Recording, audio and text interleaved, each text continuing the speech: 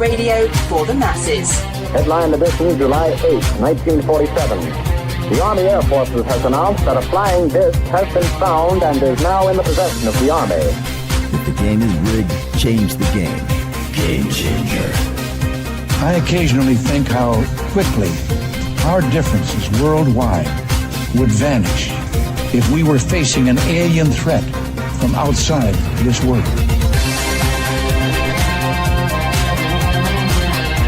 This is Fade to Black with your host, Jimmy Church, on the Game Changer Radio Network.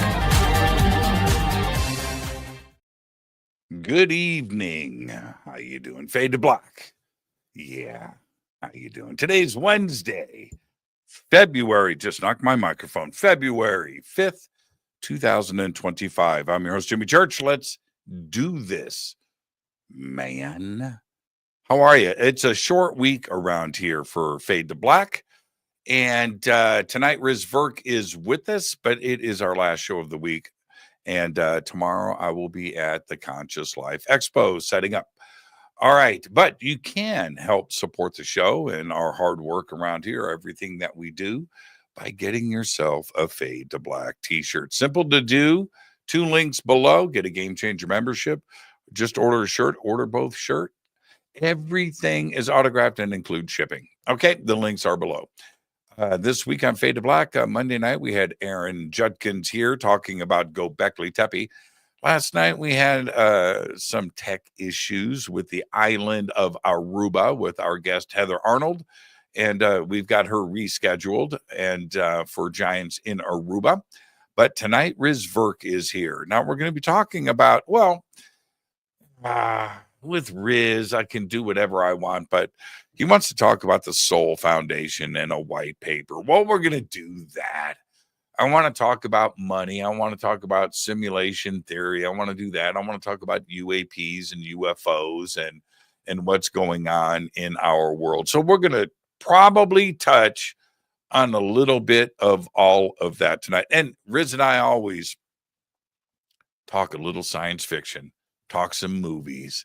We always get that stuff into as well. We're going to be doing all of that. Now, I do have 5 major events coming up.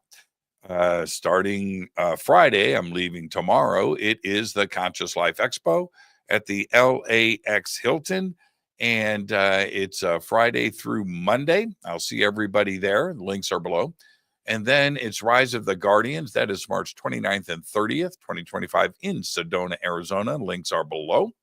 And then I head to the Midwest for the Contact Modalities Expo, May 2nd, 3rd, and 4th, 2025 in Delavan, Wisconsin at Delavan Lake. And then I come back here to Los Angeles for Contact in the Desert.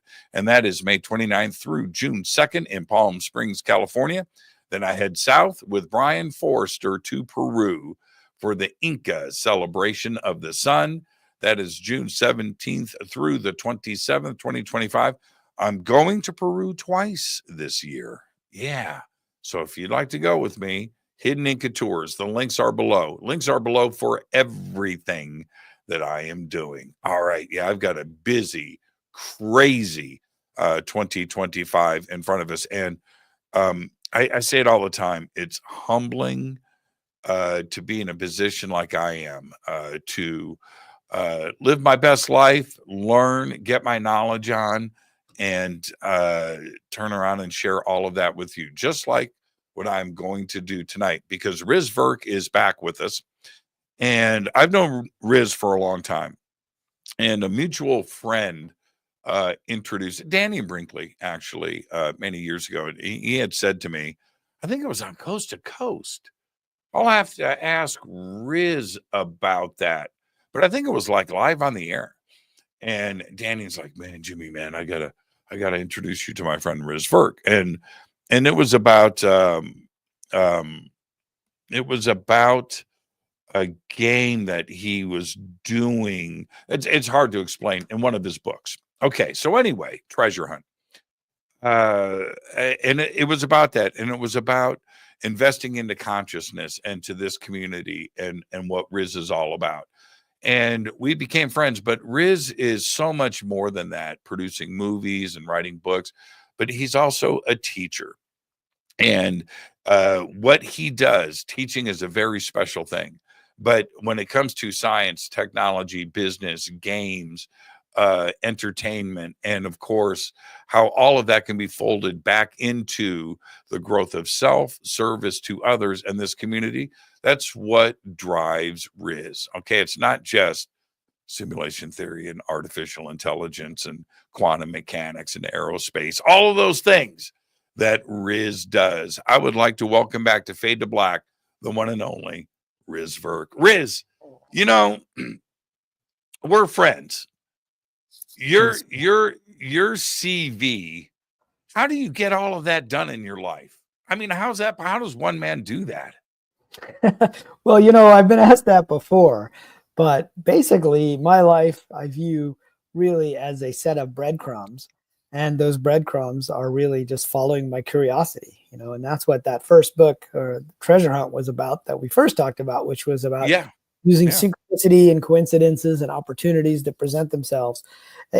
Too often in the self-help world, it's all about set a goal and get a plan and go after it. And that's useful to have, but you need to balance that with being open and receptive to whatever is coming to you, both in terms of your intuition, but also in terms of the physical types of opportunities and situation around you, and what's being presented to you. And how to react to it, right? Don't ignore it.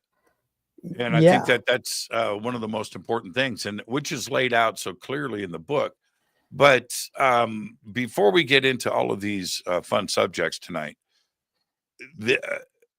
to describe one person as a teacher at MIT and a producer of a fantasy film in Hollywood, and then lecture on UFOs and simulation theory, that's not the same person. Or is it? Right? Right. Well, it is in this case. And again, it's because I just follow my curiosity and do that which intrigues me. And I think the more we do that in life, the more, we find the things that we were meant to do. And so each of those things I felt like was something I was meant to do at the time that I got into it. And then we see these patterns unfold in our lives over many years, many decades, in fact.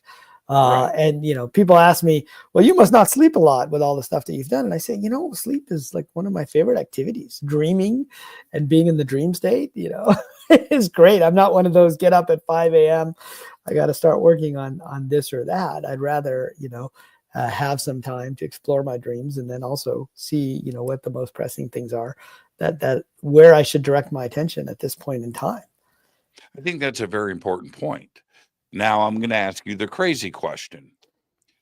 Do you ever feel hanging out at MIT with that circle of people that you're going to get caught? Right? He ain't who he's, or if you flip that over, right? You're a producer in Hollywood and you're playing that role, and that somebody could call you out. He's not a real producer, man. That guy's actually an intellectual. Which one? I mean, do you have fears, or are you comfortable in both roles? Well, I think it's taken a little while to really get comfortable in different roles. And, of course, my other role was as an entrepreneur and investor in Silicon Valley. And now I'm gaming in gaming and making video games. And now I'm in academia. I was at MIT for a few years, and now I'm actually at ASU, Arizona State University. And so, but it's a very similar, kind of academic environment. And, we just had a gathering of people talking about UFOs, and, they were like, well, this is not stuff I can talk to with the other professors here, because it's just not something that they're into. At least now they don't necessarily ridicule the subject. They just don't know anything about it. Whereas before, it was like you'd get ridiculed for talking about this subject. Do your students and the faculty too, do they follow you on social media? Some of them do. So they know I talk about this stuff. Like tonight, right? Yeah. Somebody said to me, like, well, are you sure you want to do research on UFOs if you're going to try to, have an academic career now? Because now this isn't Silicon Valley. Here people look at all these things. I said, look, I just wrote a book that says the world isn't even real. Like, if that's not weird enough, Is it really going to be that weird if I'm talking about, spaceships or interdimensional beings or time travelers? But yeah, there are certain subjects that don't get the serious attention that they deserve. I mean, even in Phoenix, I brought up the Phoenix Lights once to an academic group, and for the most part, it was like, They didn't even know what you were talking about. I didn't even know what I was talking about. It was the 25th anniversary. I said, look, this is the 25th anniversary of one of the largest mass sightings of an unexplained object in the United States and possibly even international history. And they were just like, oh, I don't know about that. And we were talking about Native American astronomy. A professor was talking about that. And so I said, well, don't you know all the Native American stories about the sky beings? And, here we have the Navajo, and you can talk to the Navajo Rangers, and you can talk, where the Phoenix Lights went was into the Estrella Mountains, which means star, right? And you can talk to the people in that reservation, the Gila River Reservation down there. And it was just like, no. For us, Native astronomy is just taking telescopes onto the reservation. That's all we care about, right? It's bringing Western science to that. And I'm like, well, you keep saying you're open to other ways of thinking that aren't just based on the Western materialist point of view. But when it comes right down to it, a lot of people in academia still have that materialist point of view, I think. What do you make of this? Not only the shift, because that's a broad stroke of the pen that we have in the media, and of course Washington D.C. when it comes to the subject of UFOs, but what has been happening lately, like the drones and the other stuff around that. It's out there, man. It's out front. It's never been like this before. Are we living in a simulation? It almost doesn't seem real. Well, I agree with you that it's out there more than ever before. Although even within these last few years, you get this, right? The drones were a big story, and now suddenly nobody's talking about the drones in the regular media anymore, and they've kind of dismissed them as regular drones. And then, a few months later, we'll have the next story coming out. But at least there's stories with more frequency now than there used to be. I mean, I started looking into this phenomenon back in 2010, 2011 with Thrive. I don't know if you remember Foster Gamble. Of course, yeah. And that was what got me into it. Even though that wasn't a UFO movie, there was an element of UFO technology in it. And I went around with Foster Gamble to different entrepreneurs and inventors around the country that were trying to create, whether it's anti-gravity or free energy. I mean, they were more concerned with free energy technology and whether it's, been suppressed and all of that. And at that point, it was really, the stuff was really considered out there. So there's something in the field of science and technology studies, which is where we study how scientists work and how technology innovation works. And there's something called boundary work. And that boundary says this is the boundaries of legitimate science, and everything beyond that boundary is fringe science.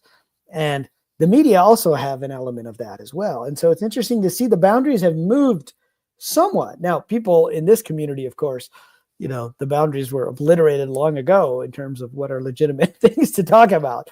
But when you go into academia or even within the media, you don't see some of this recent stuff about, calling down spaceships and things like that in a lot of the media beyond, certain media that's very open to it, and in academia as well. So the boundaries have shifted to include some of the nuts and bolts aspect of UFOs. But abductions are still considered, they're still beyond that boundary of respectability, at least within that community. I'm not saying that the experiencers aren't important, but we're starting to see that crack open a little bit too, perhaps in the near future.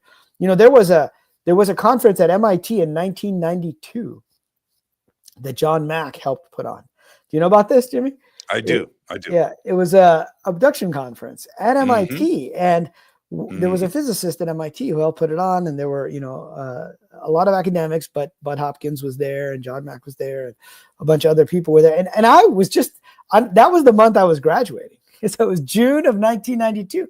And I remember hearing about this, and I was like, why are we having, I wasn't really into the subject other than the X-Files at the time, which I think was, and even that I think was still a year or two after that. But I remember thinking, why are we having an abduction conference at MIT? This is so weird. Did you go? No, it was supposed to be an invite-only conference. So I don't remember exactly how I heard about it, but somebody told me about it at the time, and I didn't go because I was too busy trying to graduate. Well, Yeah. you know, even in our research circles in the past, and I'm talking about books that were written in the 60s, 70s, or early UFO books, Hynek's book, and so forth, Leonard Stringfield. You go and you read their stuff, and even Jacques Vallée, but you go and you read their stuff, and there was a weird way that they would approach almost the same wording, by the way, when they would introduce the chapter in a book about abduction cases, right? It was always an underhand pitch, right? Slow lob, man. Yeah. Slow lob. Yeah. Well, And I had to look into that recently. You'll appreciate this. So so I'm part of a group that does science fiction at ASU. And mostly it's like science fiction about space travel and climate change and things like that. But of course, I want to bring in some of this other stuff. And sure. so we did a screening of Close Encounters of the Third Kind, sponsored by ASU at a movie theater here in Arizona. And so I gave a little talk about it and had to review Hynek's, not just the 3 Close Encounters categories. Oh, I saw the picture of you. Right. I saw you speaking. Yeah, and so in front of the screen, right? There was a picture of Yeah. Roy Neary was the character's name, Richard Dreyfuss, right? Yes, and his pickup truck that died when the UFO went over it. And so I was trying to introduce this idea that science fiction often brings forth narratives that are real world narratives, but puts them into a fictional form, right? I mean, that was a fictional story, but it had so many threads of reality in there. And most people didn't know that. Even people who are really into science fiction and love that movie, outside of the UFO community, had no idea that, there was an appearance by Hynek. I had to kind of point that out. I said, look for the guy with the pipe right near the end, just before, the spaceship opens up and stuff. Or that, the rumor is that the French scientist was based on Jacques Vallée. The French scientist who listens to the experiencer was based on Jacques Vallée. I've never actually asked Jacques if that is really true. Oh, I have. I've talked to him about that. Oh, yeah, for sure. Yeah. Okay, great. So and so I mentioned that has been rumored to be the inspiration for that particular French scientist. And then you've got the whole mass sighting. It takes place in Indiana, right? If you have friends in Indiana, it is a hotspot for UFO sightings as well. And so and then the military cover up, which has been out there. So in some ways, it's a way of introducing these narratives to the broader public. But in other ways, it also limits our ability and our imagination. So I was saying this works both ways. So today, when the media talk about UFOs, they only want to talk about extraterrestrials and aliens, or it's nothing. Or meaning it's either top secret US programs or it's nothing. It's like, and those are the only 2 options. And I wrote an article for NBC News, I think 4 or 5 years ago. And I said, the government takes UFOs seriously. Why doesn't Silicon Valley or academia? And I wanted to go through all the different hypotheses that are not just these 2. And they were like, no, we don't have room for that. The public's not going to get the subtlety. Let's just leave it as, are they aliens or are they not? Right. And so you can see how the science fiction representation actually limits our ability to understand this phenomenon as well. So it really does work both ways. And I know you're a science fiction fan. So I love it. And I wanted to ask you, because I was thinking about you last night. Black Mirror. Okay. Sensational. I mean, it's some of it is pretty intense psychologically. Like, it's strong. It's strong material.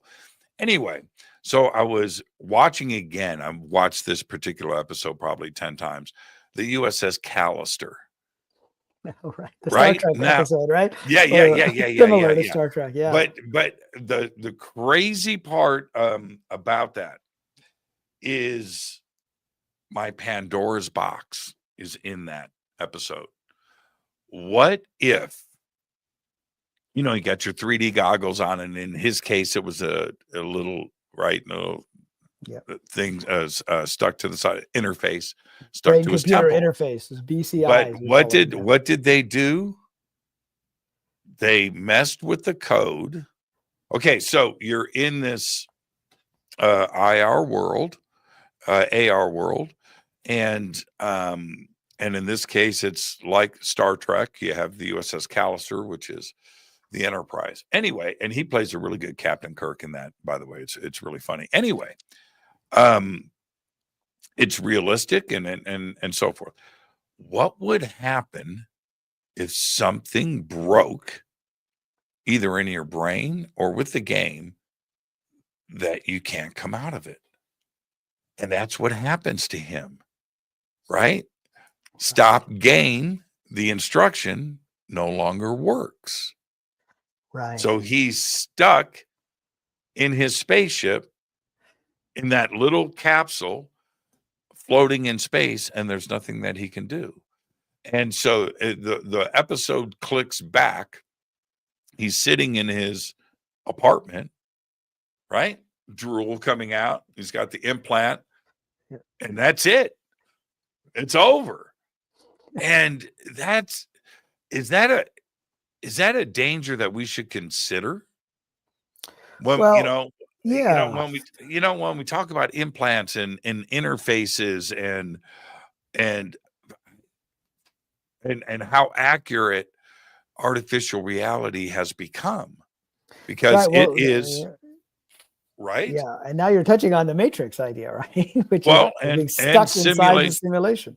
and simulation theory. Yeah. Yeah. So, I mean, what I like about Black Mirror is it really does get you to think about these issues and gives a way to talk about them in a way that people can actually visualize. And so, like in my book, The Simulation Hypothesis, I lay out these 10 stages of getting to the simulation point. And once we get to that point, we can create a simulation that's as realistic as the Matrix. And one of those stages is brain-computer interfaces, right? Which in this case was, the little thing that he stuck onto his head. And in another Black Mirror episode, San Junipero, if you've seen that, that's actually my favorite Black Mirror episode. There's an element of that. We can talk about that in a minute, but this idea of invasive or non-invasive brain-computer interfaces is something we're going to have to struggle with over the next. Now, Neuralink, which we've heard about with Elon Musk, and he had the monkey that was able to play a video game, which was the Pong video game, and then it was able to type, and then they had a human trials where the guy was able to play a video game, but he was his spinal cord was injured, so he couldn't move. And I think later that first patient, the fibers failed, so he couldn't keep doing it. But then they've done it with a few other people now. So that's an invasive BCI. It actually does involve going into the brain and actually implanting something. Whereas a lot of what we see in science fiction, other than the Matrix, which also was, you had the little hole in the back. And the plug, yeah. The plug, yeah, the plug, exactly. But non-invasive is usually just reading your brain signals. And the EEGs, for example, or whatever other signals that they're able to get, and trying to interpret them. So I think with non-invasive, it's less of a likelihood of problem. But you'll notice in the science fiction that depicts these brain-computer interfaces, they always try to have an out for you. Either that or you get stuck, right? And and he had a pretty safe out, right? Right. Which was stop game, and then boom, you're right. But somebody altered the code, and the next thing you know, right now you're stuck in that world. And you were speaking about that other episode, the gamer episode, right? Yeah. Well, before we get to that one, have you ever read Ready Player 2? I mean, yes. I know you've probably read Ready Player. Oh, so you have read the second one. So for those that haven't, they might have seen Ready Player 1, the movie, which is about a virtual reality environment called the Oasis. And in Ready Player 2, Ernest Cline actually creates what they call the ONI, which is the Oasis Neural Interface. And that becomes a way of getting into the Oasis. And it's very immersive because it's really your brain sending the signal into your brain. But they have a limit of 12 hours. You automatically get kicked out after 12 hours because that would mean you're spending more time in the simulation than you are outside the simulation. And of course, there's a whole plot in there as well about what does it mean if everybody gets stuck, inside that simulation. And so I think it's a common theme and a common fear. It's probably not something we have to worry about anytime soon, but give it a decade, right? And once we get to the point where we can create virtual realities that are indistinguishable from physical realities, and the characters in those are indistinguishable from the avatars of real players, which is how that's my formal definition now of the simulation point, which is actually going to be in the next version of my book, which is coming out in July, for the second edition of the simulation hypothesis. That at that point, then it starts to become a bigger issue, I think, is, do you want to spend more time inside the simulation than outside? And in the episode you were talking about, those characters were copies of, like, his colleagues at work. DNA. Yeah, he used the DNA to create copies, right? But they were almost perfect NPCs. And this is something that's coming. I mean, you've probably heard of Replica and these virtual boyfriends and girlfriends that are powered by LLMs. No, I have not heard of that. And no. So there's a whole industry. If that was in a Google search, okay, so this is, okay, you want me to tell you my other Pandora's box? Yeah, go ahead. Like, what's his name in the USS Callister, right? That I live alone, right? Okay, so I don't want tragedy to strike or anything, but let's say it does. Let's say I trip and fall down the stairs, and they find me 2 weeks later at the bottom of the stairs wearing, Riz just dropped out. Just like that. I'm going to have to repeat myself when Riz comes back. Oh, here he's back. See, that's what I'm talking about right there. That's exactly what I'm talking about. So, and they find me, and then they go, and my daughter gets my computer, right? And she's got my passwords and everything, and so forth, as she should. But then there's a Google search. Robot girlfriend. I don't need that, man. I don't need that. I don't need that. There are no Google search. AI, especially with Google. Yeah. AI is tripping on me.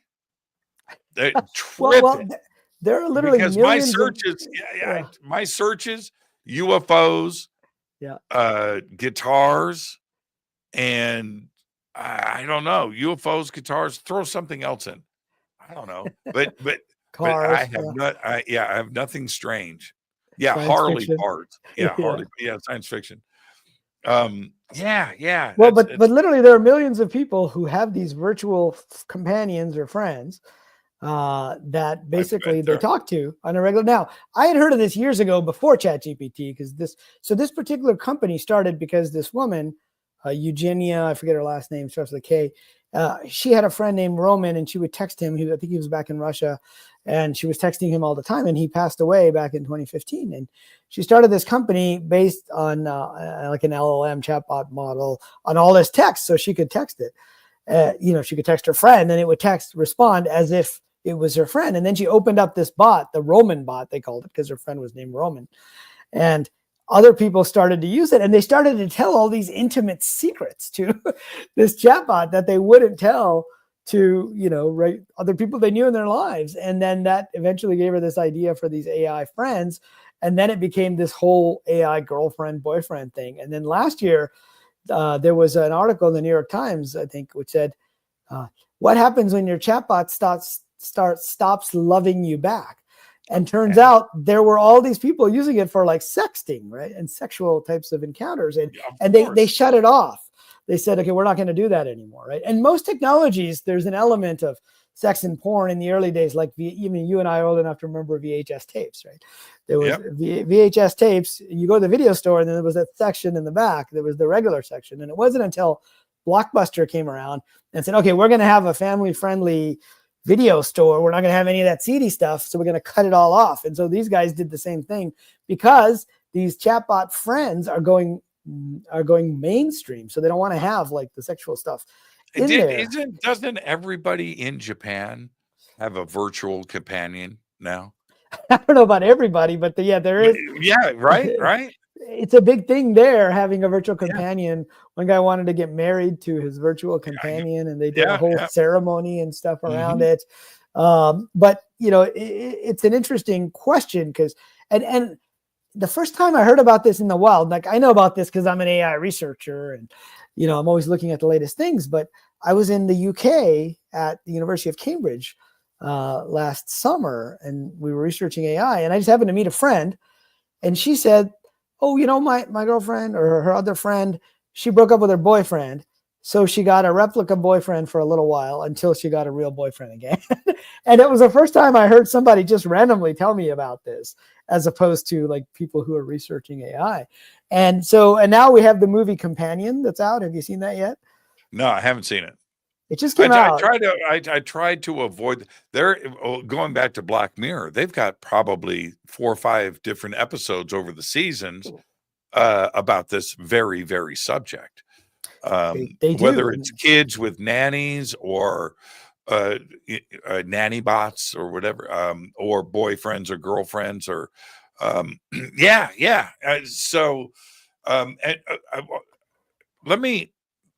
me ask you this, still sort of the same subject. I'm going to stay on Hollywood, how this is being viewed. There's a new show out called The Target. Have you seen it? It's based in Cambridge. Okay. In Cambridge in the UK? Yeah, at the college. Okay, so you're not familiar. I'm not familiar with it. Yeah. Okay, check it out. I thought you would have seen it. Okay, socially well, detached right now gun for hire is presented with The Target that questions his morality. That's the log line, right? Is that the one? The Target series. Well, it's only on episode 3, so don't. Oh no, that's a different one. That was a different one that I saw. This is the new one, Target. Okay, I see. Yeah, I think I know what you're talking about. Right. Okay. Mark, a carefree student at an elite school, finds his life upended. Right. It's all about his girlfriend. Well, right? no, it's not all about, but prime numbers and algorithms. Oh, interesting. Okay, and so there's that part, but it's also tied into these an ancient site that was discovered in Iraq. So I don't know. It's really good. But what I find interesting is that a show like this, and it's a hit, a show like this that the public can understand, it's prime numbers and algorithms. How boring is that? You know what turns me off? I'm in a conversation about math and somebody brings up prime numbers. I'm out. They start talking about coding and just algorithms. Prime numbers and prime number. That's like the most boring subject. Yeah, well, I remember back in the 90s there was a movie called Pi. Oh, so good. That? Yeah. One room. I think, right? Basically. Yeah. Yeah, it was interesting though. It was so good. But I'll have to watch The Target. I haven't seen it, but they always dress it up in one of these central plot points. And, I was asking my students in my simulation theory class, which incidentally, the subtitle was Science Fiction, Technology, Religion, and Philosophy, right?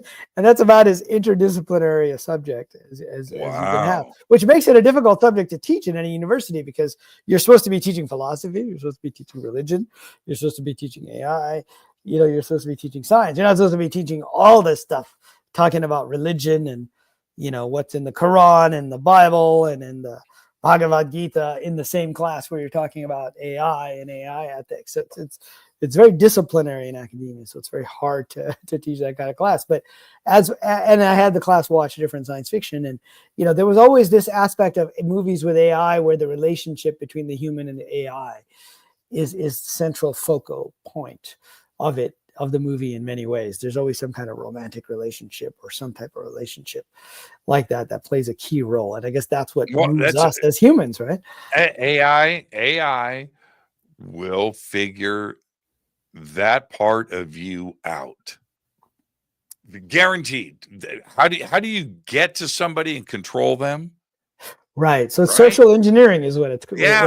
100%. AI can do social, and there was that movie Deus Ex Machina, right, a few years back, and Companion is kind of like an updated version of that.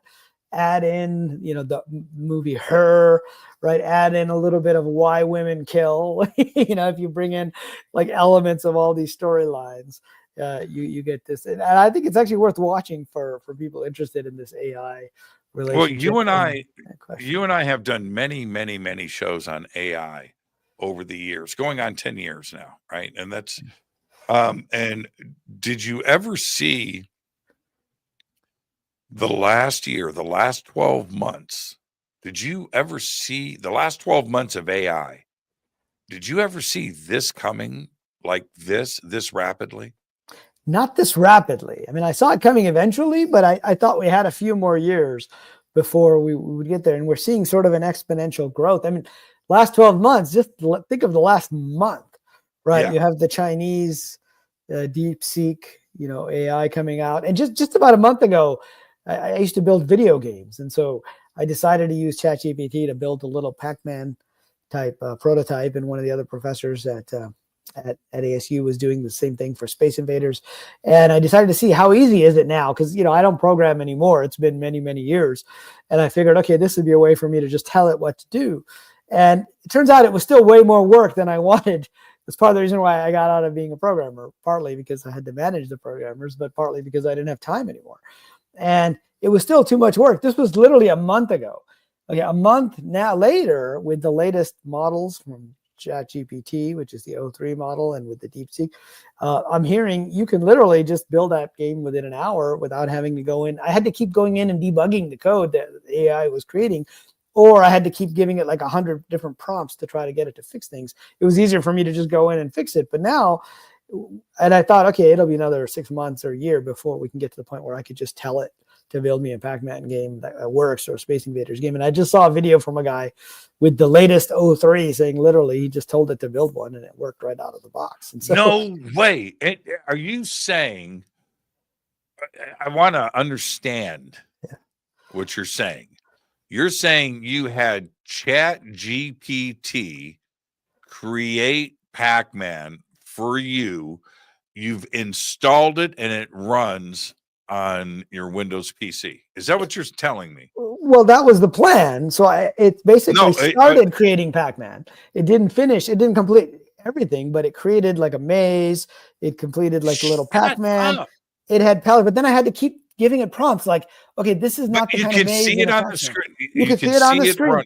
Well, it gave me the code, and I had to put the code into a browser because I said do it in JavaScript, so I could just bring up a web browser and run it. Right. I mean, you can literally there's I'll give you the link to where it was, but I only got it about half done because it was taking longer than I expected to do it, because it wasn't that it couldn't create it. It was just that you had to keep tweaking it and keep tweaking it. And as a coder myself, I got frustrated because I knew what I wanted. But the idea was you should be able to tell it. And I had to tell it, okay, now let it go out of the left side of the screen and come on the right side of the screen. So it would add that functionality into the code. And then I'd have to copy the code over here and run it, and just to see if the code worked. Now, but it did work for the most part. It just blows my mind. And so staying on DeepSeek, I do want to talk UFOs and UAP though, and the Soul Foundation, but the ideas behind AI and ChatGPT and the money that is behind it. We're talking about NVIDIA dollars now, right? Stupid money, and what Microsoft and what it and Oracle and server sites and server farms and chipsets and what it takes, trillions of dollars are going into this, right? Okay. Yeah, well, certainly billions. And eventually trillions with that $500 billion announcement. But there's even that. But I'm saying, if you look at everything in general, all of everything that's going on with AI and everything right now, man, it's anyway. So DeepSeek comes along, and they do it with second-rate NVIDIA chips, the cheap stuff, right? Right. They do it for $10 million. Right. They do, and it works. That's what freaked everybody out. Like, it's not, I'm not saying that NVIDIA's, chipsets that, what did they cost? $30,000 each and whatever. So yeah, okay. And I understand that. Yes, I understand. I do. But you take the idea and in this case, it's AI, and somebody's going to do a cheap version of it, a more efficient version of it. You have very expensive bottles of wine, but they can make it in prison toilets too. Right? Right. Yeah. Well, that's the process of innovation moving forward. I mean, we shouldn't necessarily be freaked out by it because, like, when I saw that announcement that OpenAI and these groups were going to spend $500 billion on data centers for NVIDIA, I remember thinking, well, look, the way that technology improves is not just through brute force or dumb money. It's through better algorithms, right? Getting back to that word that you don't like talking about.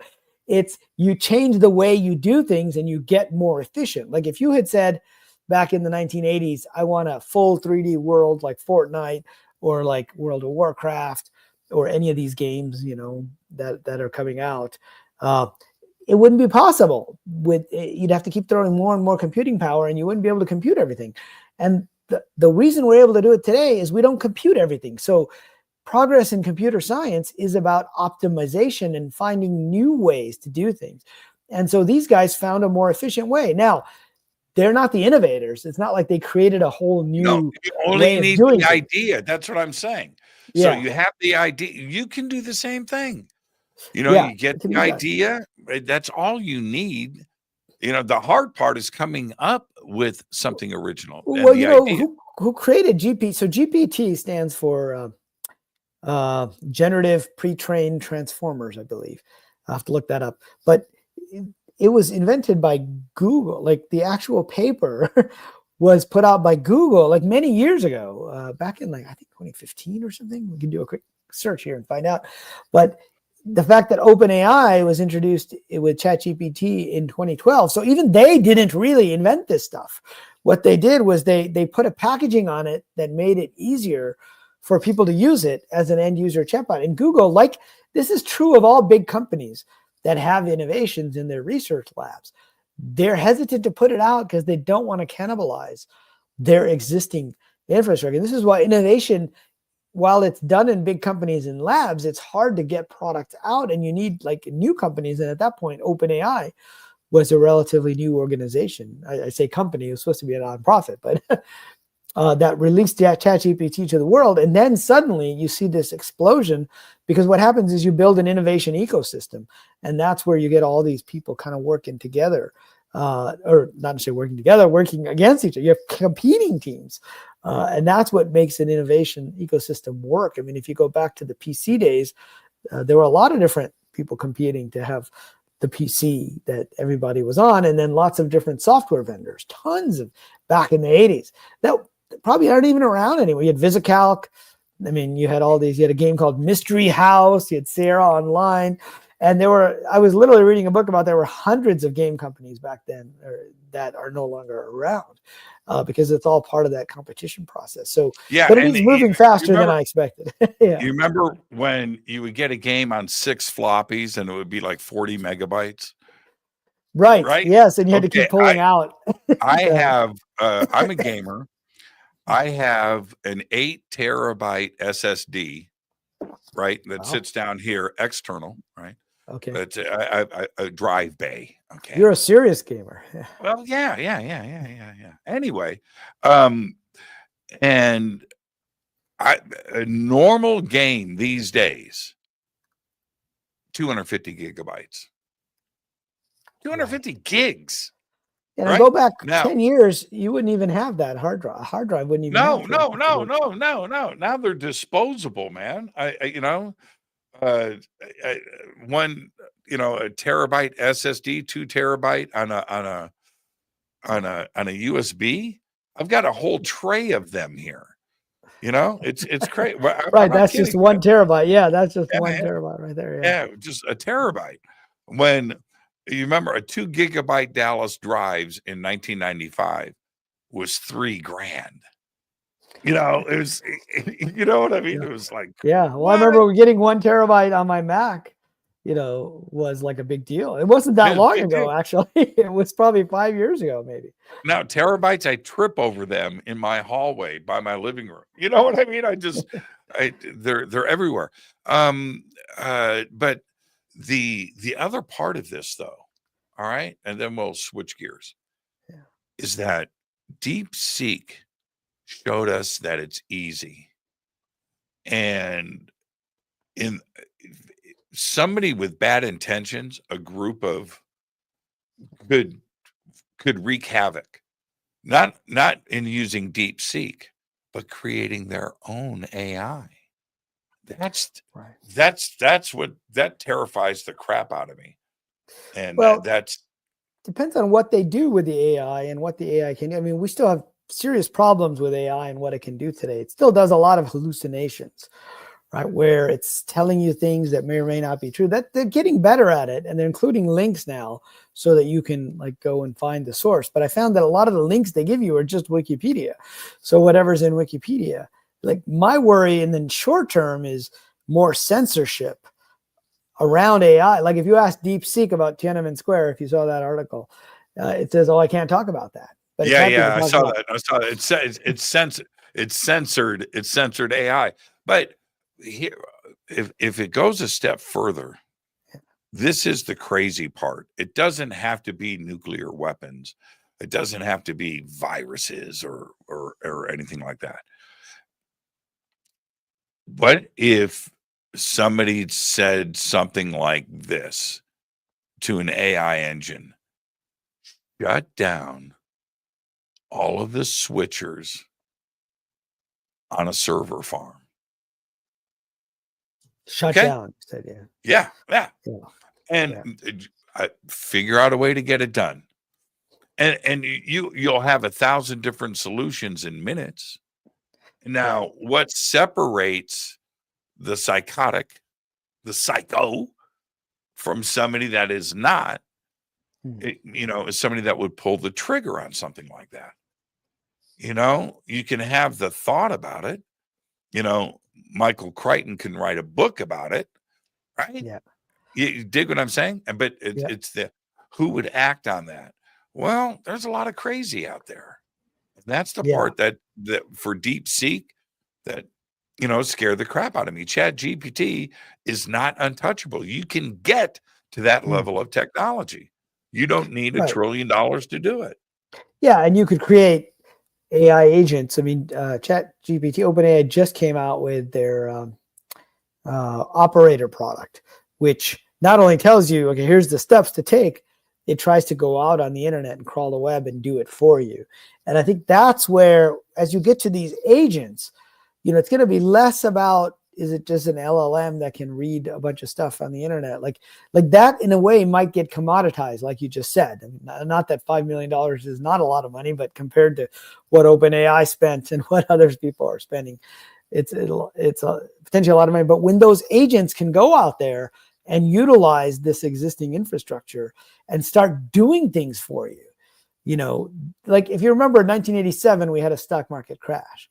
And one of the causes for the crash was that it was the first crash caused partly by these programs that were just executing, and they all cascaded, and they had to like shut down the market for a day. I mean, what was it?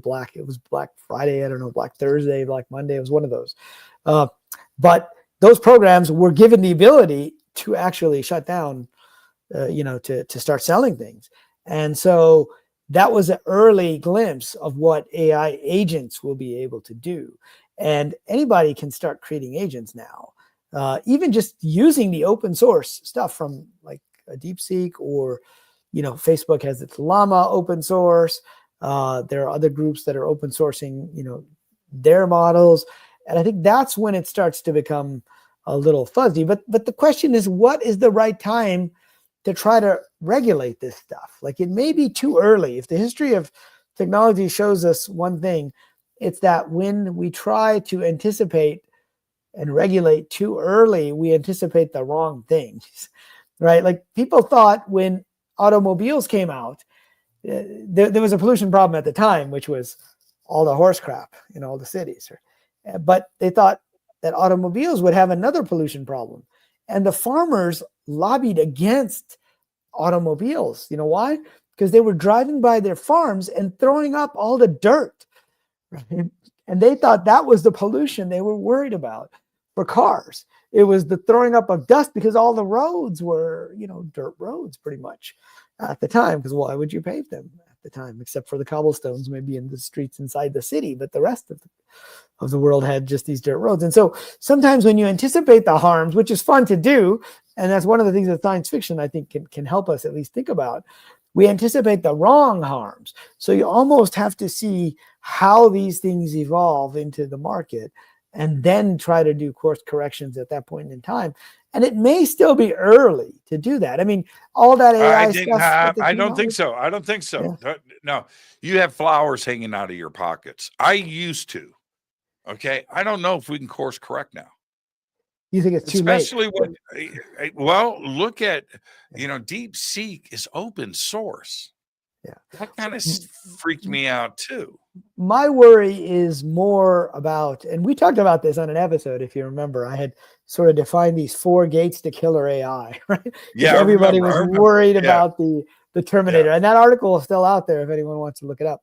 But one of them, the thing that worries me is the autonomous weapons systems, right? It's the tying of AI to killing people more so than anything else. It's when you give the AI that decision. So it's drones that can fire at people where the AI is guiding the decisions. And now I think that does worry me. And that's an area that I think needs to be regulated. Otherwise, future of warfare is just going to be all these drones just fighting each other with AI. Hey, you're right. You're right. Okay, so back to Black Mirror, and then we're going to get to UFOs.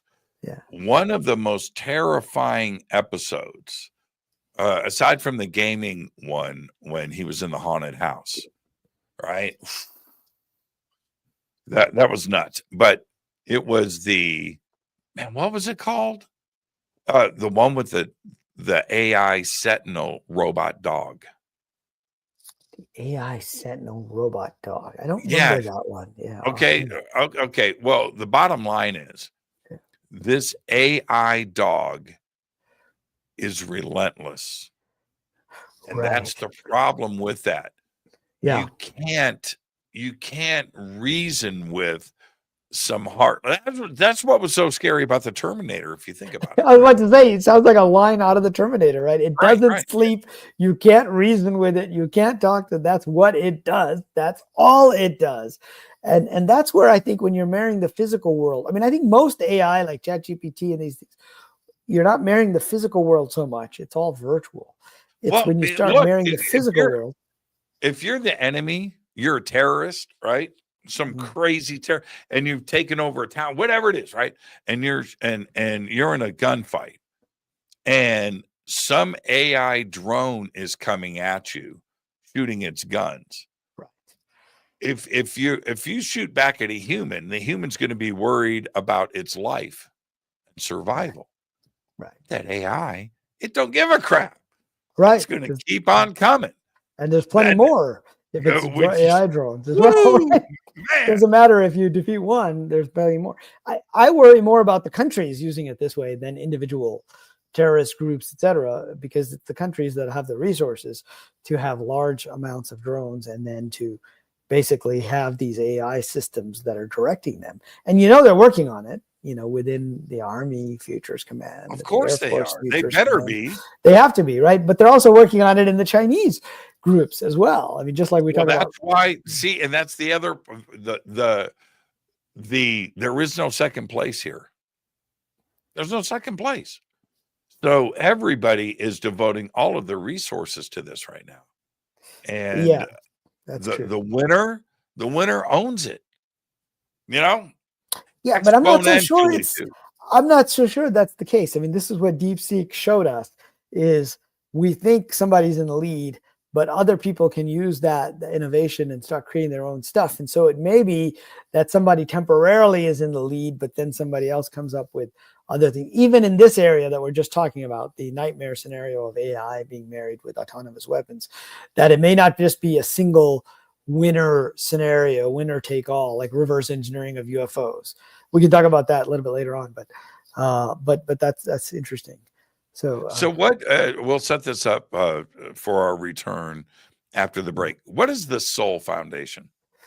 Well, so the Soul Foundation is a research organization set up by Professor Gary Nolan from Stanford and Peter Skafish, who's an academic and an anthropologist by background, to do policy research papers, a think tank, if you will, around the UAP UFO issue and around UAP disclosure. And so they set that up a couple of years ago, and they've had a couple of conferences now. And that's where I presented recently, and I think that's what we're going to talk about in the second half. But before we get there, I did want to mention finishing up the simulation discussion. So I mentioned my second edition of the simulation hypothesis coming out in July from Penguin Random House. And turns out this week until Friday, Barnes & Noble is doing a promotion with them where they have 25% off if you pre-order the book. And it's a hardcover book, so it actually makes a difference. So if anybody's interested in getting the second edition, now's a good time to pre-order it. I mean, it won't be available, but and I'll be at Conscious Life Expo if anybody has the first edition, which you can't buy. You can't literally cannot buy the simulation hypothesis today. But if you have a first edition and you're at Conscious Life Expo, I'd be happy to sign copies and talk to people. I'll sign copies for people too. Hey, you're supposed to laugh. That's a good joke. That's a good joke. But on your website, on the Zen website, you can all of the ordering information is there for two. Yeah, it should be there. It should be there pretty soon, or on Twitter. If they follow me on Twitter at Riz Stanford, just like the university, right? They can get the link. So social media tends to be updated more quickly now.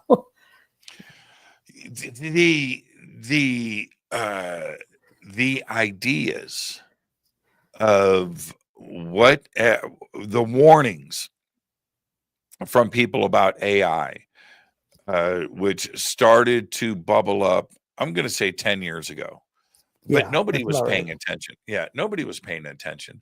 And I think that most people thought, and it didn't matter who you were, whether it was Nick Bostrom or, Ray Kurzweil or whoever, Sam Harris, whoever was, talking about it back then, that it was different. It's 50 years from now. I'm not right. I'm not decades away. Yeah, it's decades away.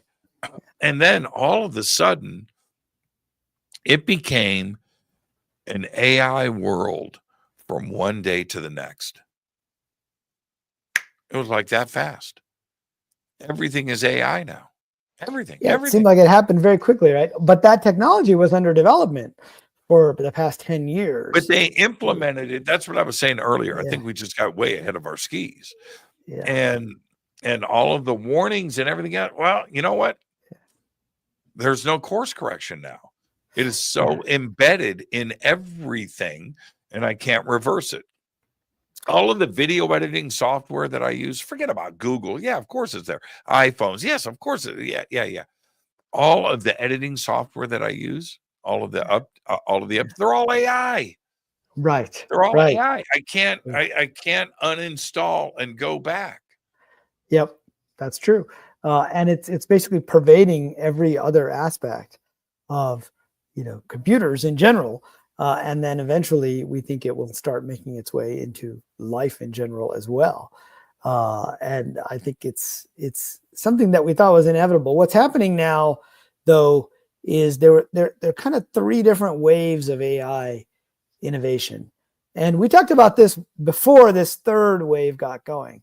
When I was on your show talking about AI a few years ago, and it was before ChatGPT. So the first wave was what they call symbolic or rules-based AI. And that was in the 80s. There was a lot of companies doing expert systems, and they thought you could codify these rules. It was kind of like programming, right? But then the next big wave came through data, big data, and letting the algorithms train themselves on this machine data. learning. That was the second big wave. And that's what led to using machine learning on text that was out there. Now, you couldn't have done this before the internet had all this text out there for them to train on. And now you've got these billions of parameters on these LLMs, these large language models. But it's not just that. I mean, you also have the image techniques, which are not LLMs. They're a different type of AI algorithm. But again, it's about training on millions of images that were already out there, and there's already text on those. So, but now we're getting to the point where they keep claiming, oh, AGI is right around the corner, artificial general intelligence. Right? You have Sam Altman saying, "Oh, it's coming," with the next O3 or O4 or whatever O number they'll be on in a few months.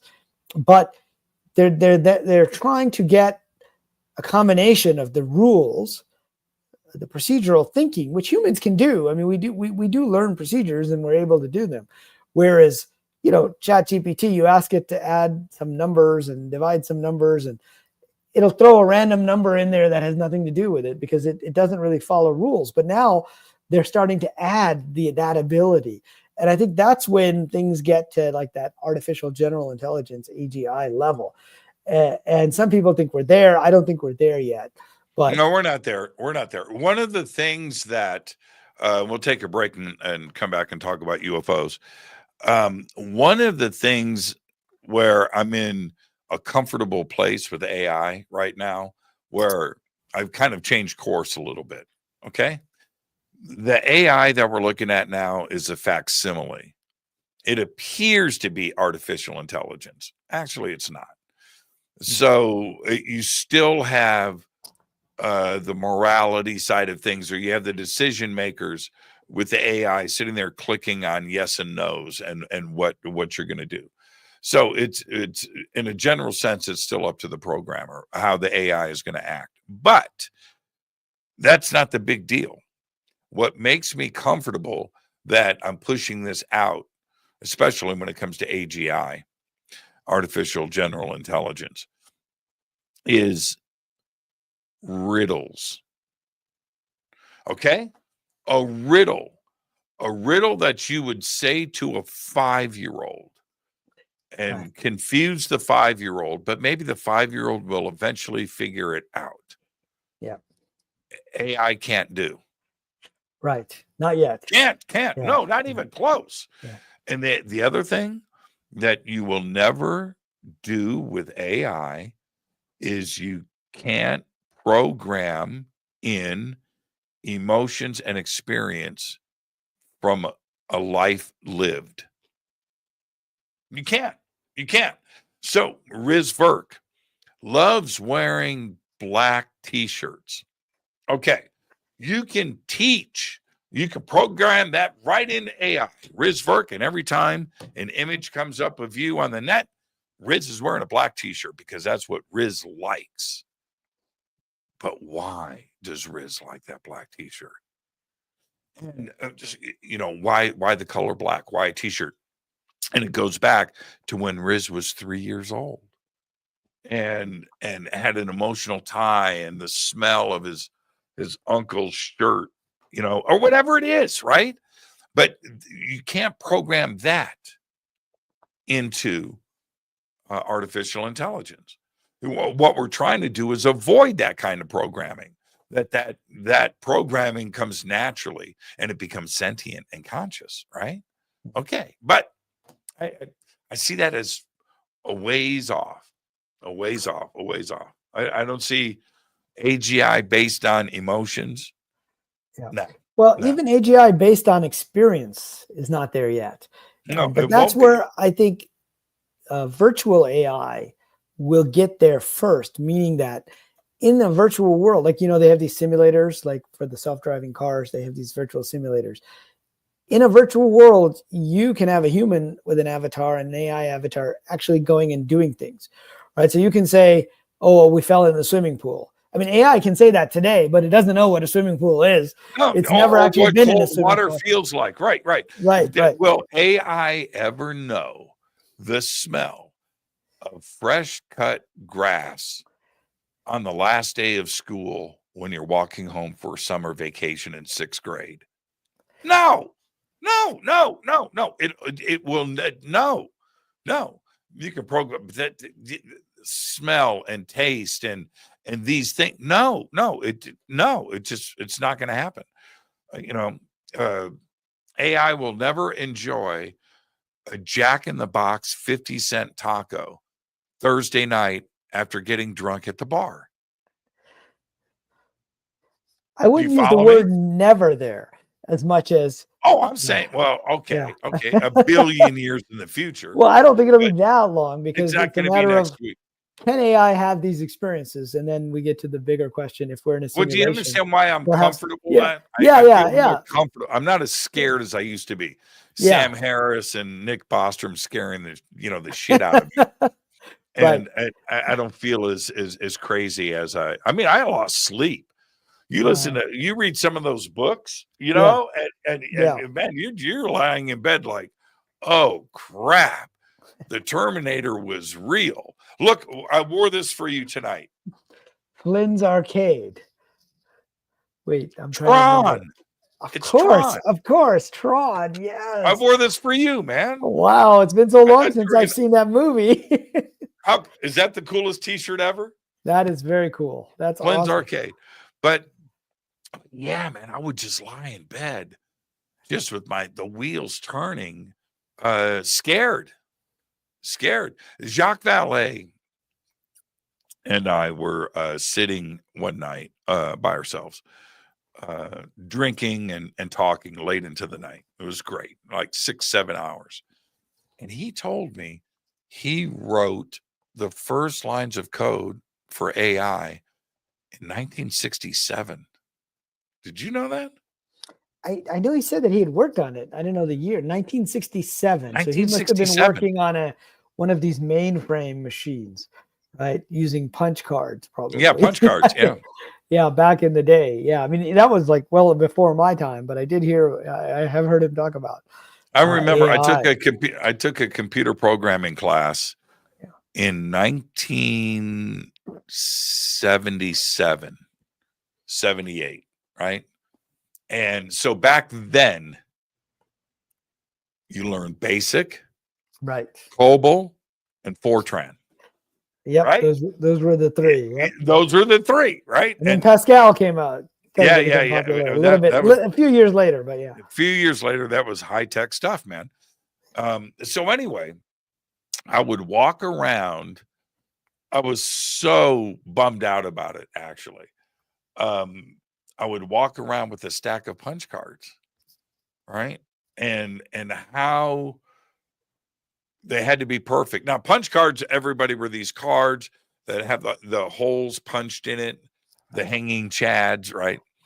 And and so you would do your lines of code, and it would punch out on the punch cards, and then you would have to have them in order, and then you load them in the machine, right? And load in, and so I had a stack of these working on this program. And this friend of mine comes up and he goes, "What is that? It's my computer program. I'm writing for a computer program. What does it do?" I said, it adds. What? Yeah. 1 + 1 = 2. It was like on 50 punch cards. Yeah. And I didn't dig it, man. It was too much work. It wasn't that fun.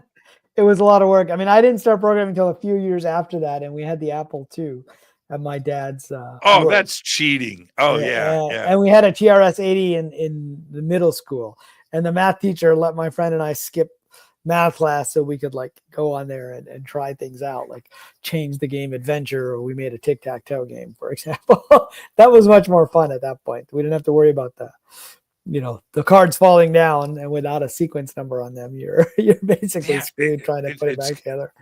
It's come so far, and when you go back, and most people don't remember this, but you go back and you think about Lotus 1, 2, 3, and which was a spreadsheet, and VisiCalc before that, VisiCalc was a big that was deal. The first spreadsheet that really made an impact. Right. And having, just this simple idea of, okay, you have a box, and then you put a number in another box, and then you put it, and then you do a table, and then you can have different things do something different in each box. And then in the end, well, accountants would spend a year manually, right, with a calculator, with a TI-30 or something, right?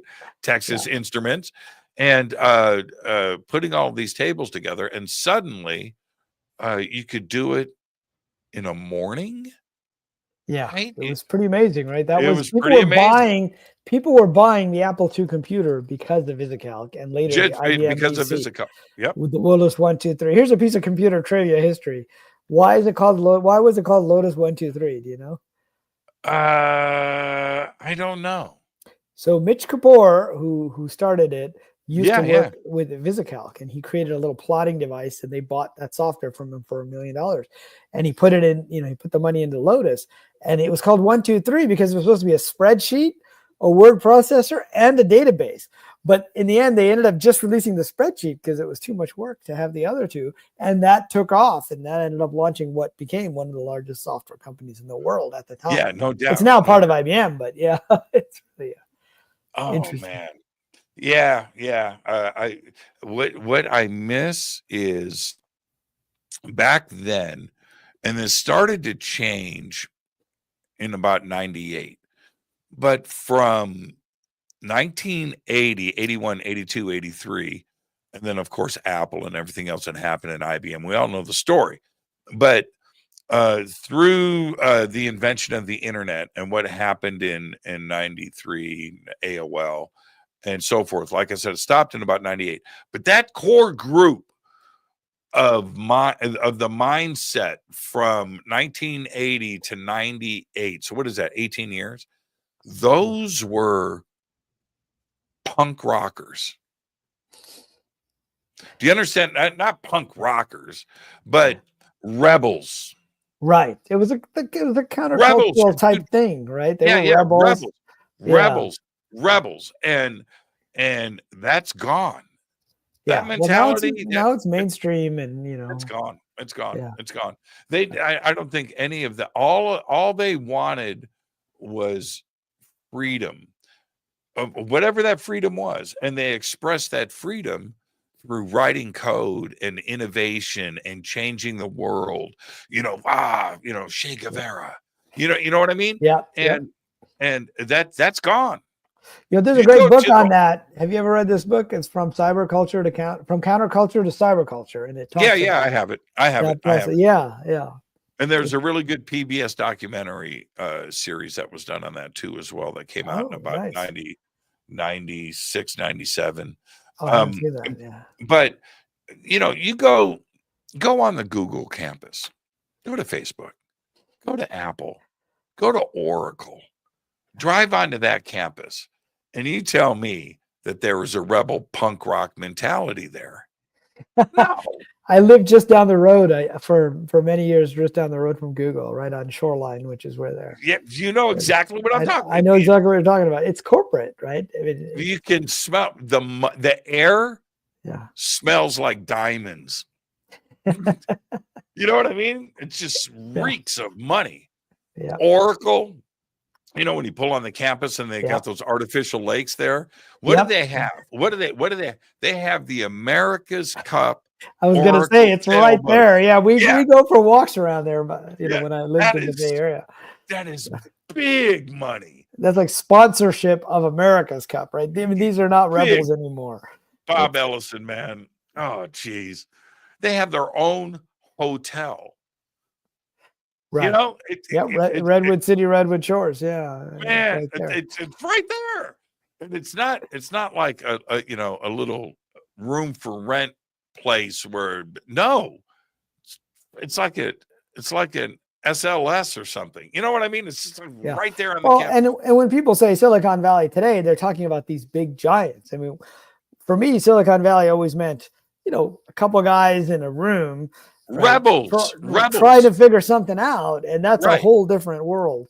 I mean, today we have the largest companies in the world came out of that whole Silicon Valley ecosystem, and by market cap. They're like, when I was a kid, General Motors, I grew up in Detroit, and so General Motors and Chrysler and Ford, right? These, along with like the oil companies, were the biggest companies in the world by market cap, by industrial. It was sort of the industrial capital of the world, if you will. And that's shifted now.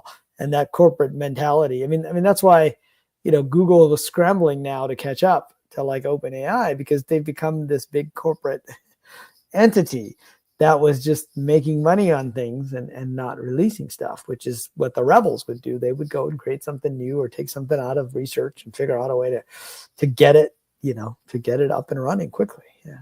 All right, let's take our break. Riz, stay right there. When we come back, it's going to be UFOs, I promise. Riz, stay right there. This is Fade to Black. I'm your host, Jimmy Church. We will be right back after this short break. Stay with us.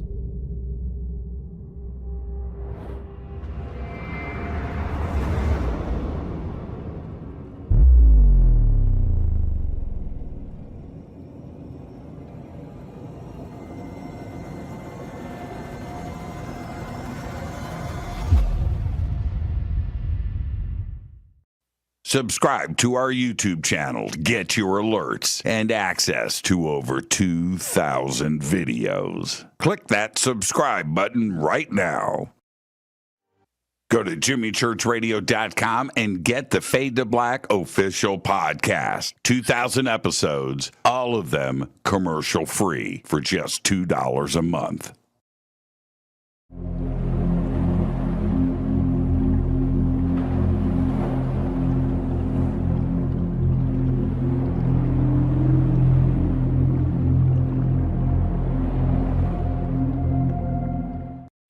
Watch Into the Vortex on Gaia TV. It's Fade to Black for the screen. Simple to do. Go to Gaia.com, search Jimmy Church, or click on the link below.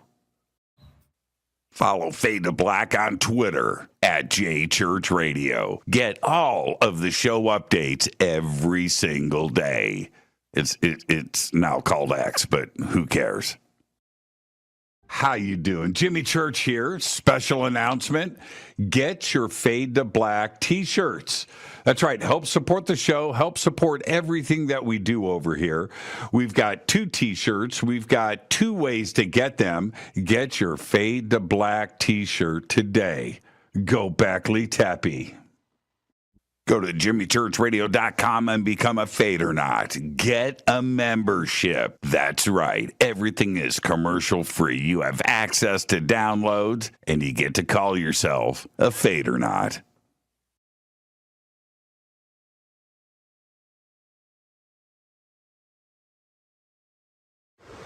Today we're headed to Bolivia, Tiwanaku, Peru, and of course, Pumapunku. Brian, exciting. Thank you so much for everything, my friend. Always an honor. Right behind us is the sacred river of the Inca that goes past Machu Picchu. So we're going to be driving up to its source at 15,000 feet above sea level and then down to Lake Titicaca. So today we hit 15,000 feet. Yes. Crazy. And you can do it with us. All you have to do is go to hiddenincatours.com. Simple. We've got 2 tours coming up next year, one in June for the summer solstice, right? And then another one right here in November. So hiddenincatours.com. Come and hang out with Brian and I and his amazing team. Right on.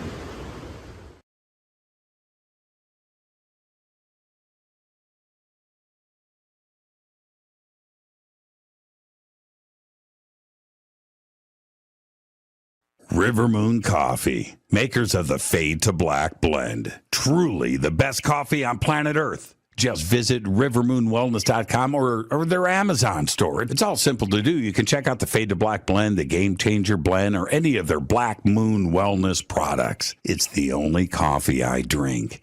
It is the best, and it's Doc. Again, rivermoonwellness.com.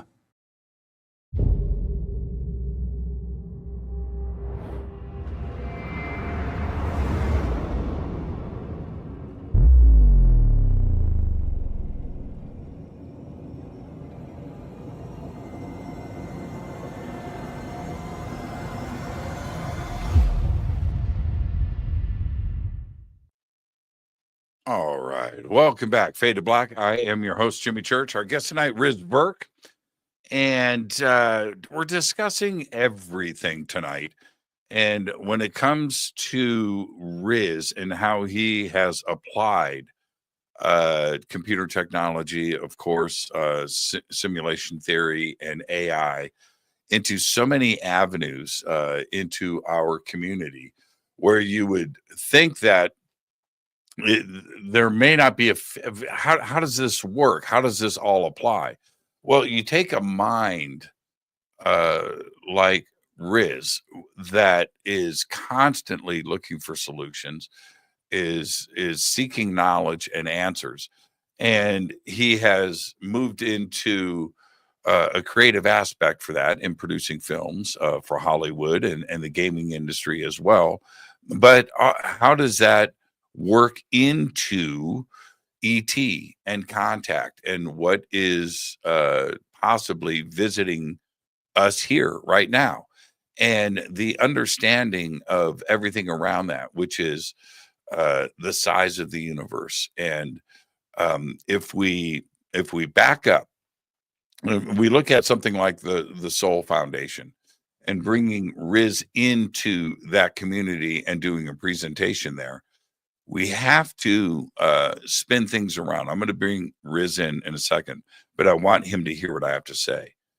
The ideas of the sky and stars at night until recently, and I'm saying the last 400 years, and then the last 100 years and the last 50 years, we only had our eyeballs.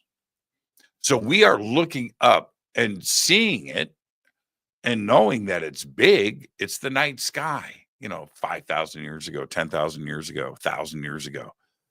And we knew it was big.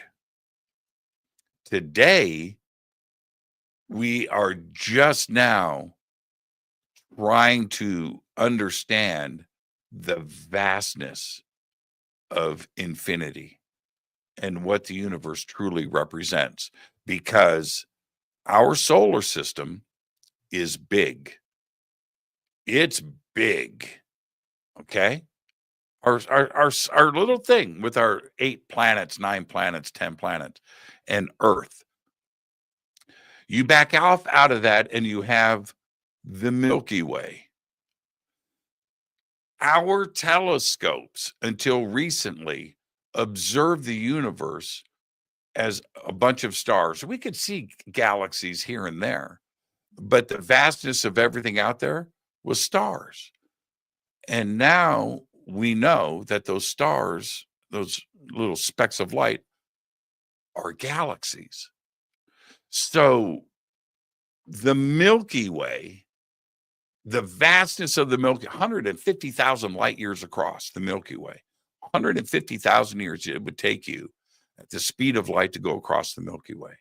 You back off out of that, and our Milky Way is just a speck of light. That is what we are technology and what is going on right now, AI and math and the ability to understand the vastness of everything is where we are. And that's what Riz brings to the table.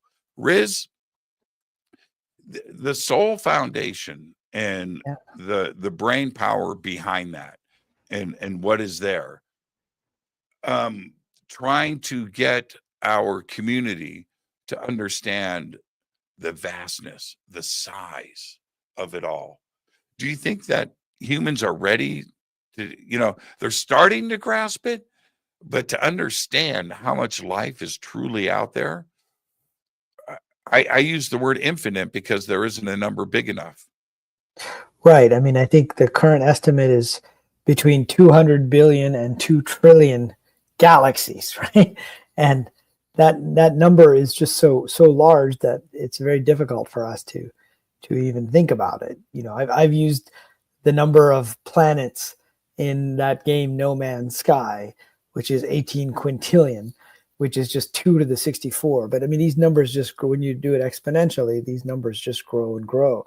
And I don't think we're ready really for that, based upon where we are today as a species and as a civilization, for what could be out there. But I don't think we're going to learn about it all at once. I think it's going to happen incrementally over time. And I think that's part of what the Soul Foundation is trying to do, is to try to work with policymakers, scientists, investors, and others to try to bring this into more of the mainstream and not have it just be a community that's off to the side, is to try to understand that there is potentially so much more out there in terms of life in the universe.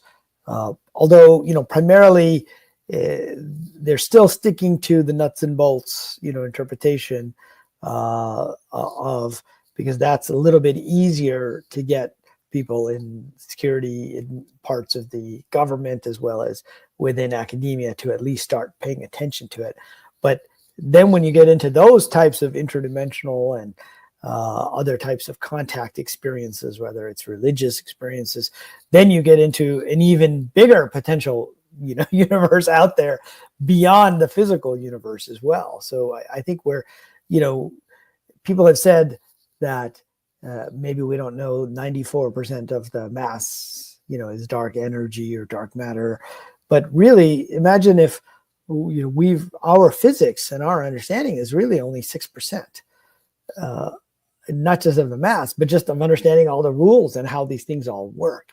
And I think that may be closer to where we are, but we just don't know it. At every point, we think we're so far along, but 1,000 years from now, we'll look back, right? In the year 3025, we'll look back and say, God, those guys knew nothing, right? About what was really out there. Well, okay. And that's such a fascinating way to look at it too, as well. 100 years from now, the way that things are rolling, right? Okay. Yeah. So, direct question. It's a two-parter. No, it's a question that has two questions in it, I should say. Do you believe that ET has visited this planet? One. And do you think we are being visited today as you and I speak? Well, I think the first question is easy. And the answer is yes, we have been visited by somebody or something in the past. Now, even if we just take an extraterrestrial, you use the term ET, right? So you're talking about actual aliens from other planets, I would assume in this case. And one of the arguments that I think scientists use to dismiss it is the Fermi paradox, right? And they say, well, and I'm sure most people in this community know of the Fermi paradox, but it was Enrico Fermi who worked on, the Manhattan Project and who came up with it. I think he was at Los Alamos at the time where he was talking to a bunch of other scientists. And he said, look, even if it takes them 100,000 years to get here at sublight speed, so we're talking without even warp drive, then we should still see a lot of different aliens visiting us today. And why haven't we? And I think that ignores the vast amounts of time that have passed. So I think that the logical conclusion of the Fermi paradox, which most scientists say the logical conclusion is, where is everybody? They're not here. Therefore, there must not be life out there. I think that's the wrong conclusion. If you just think of it logically, what it means is probably they have visited here before, and most likely they would have visited before the last 100,000 years. And how much of history is actually recorded? Maybe 5,000 years, 10,000 years, right? You go back to Göbekli Tepe. How old is that? Right. 20,000 years? BC. Yeah. 12,000 years. Yeah. And look at the age of the Earth. It's 4 billion years, let's say. We're talking about a percentage we're talking about a fraction of a fraction. So it's most likely we were visited many, many times. And this is just with my academic hat on, not my UFO hat on, right? This is just, I think that there's a fallacy in their conclusion, because what they're saying is we will never be able to get to that point where we could visit another solar system. Because if we can, even at sublight speeds, then other people should have already done this, given the age of the universe already, which means they probably already came here. So the answer to the Fermi paradox is not there's nobody here. It's that they were already here. Who knows what we remember? And then that gets encoded in our mythology and our stories and our religious stories and everything else. Now, what about, so the second part of the same question.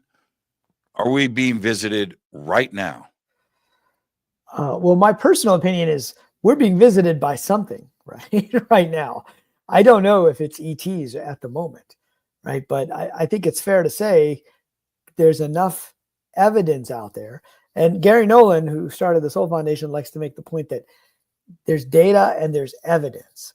And, the skeptics will say there's no evidence of extraterrestrial craft, et cetera. But they're using a term that's kind of weighted towards a presupposing a conclusion.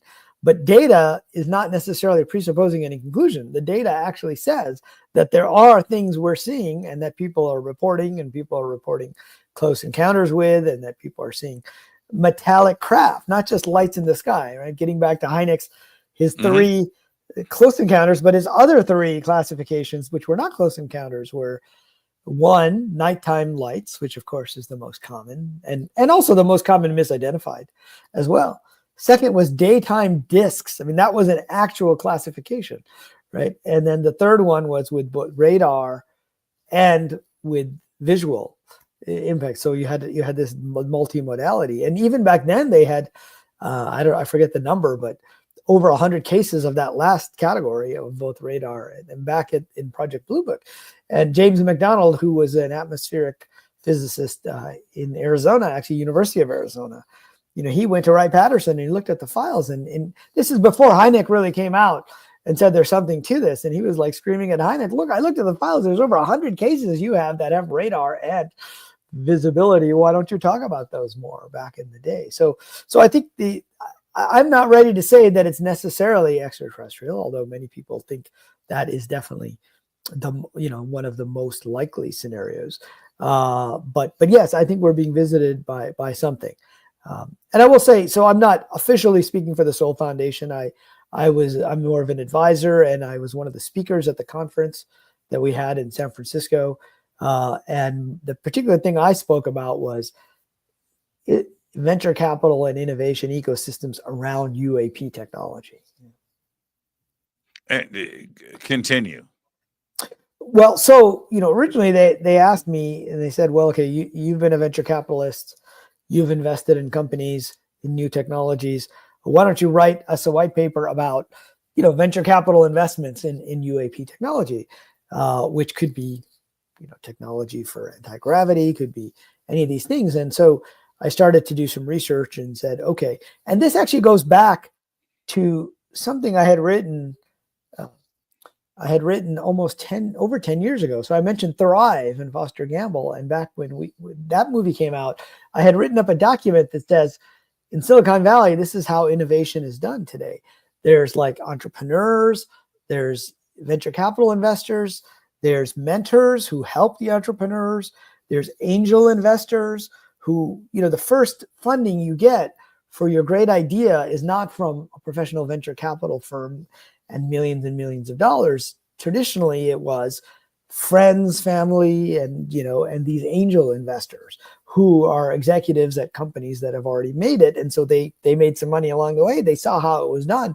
And so they helped to get you going, basically. And so there's a whole ecosystem, and that ecosystem encourages these companies, and many companies fail in Silicon Valley. So it's not like you just have one company doing AI or one company doing web-based stuff or one company doing PCs back in the day. It's just that we only hear about the ones that were successful.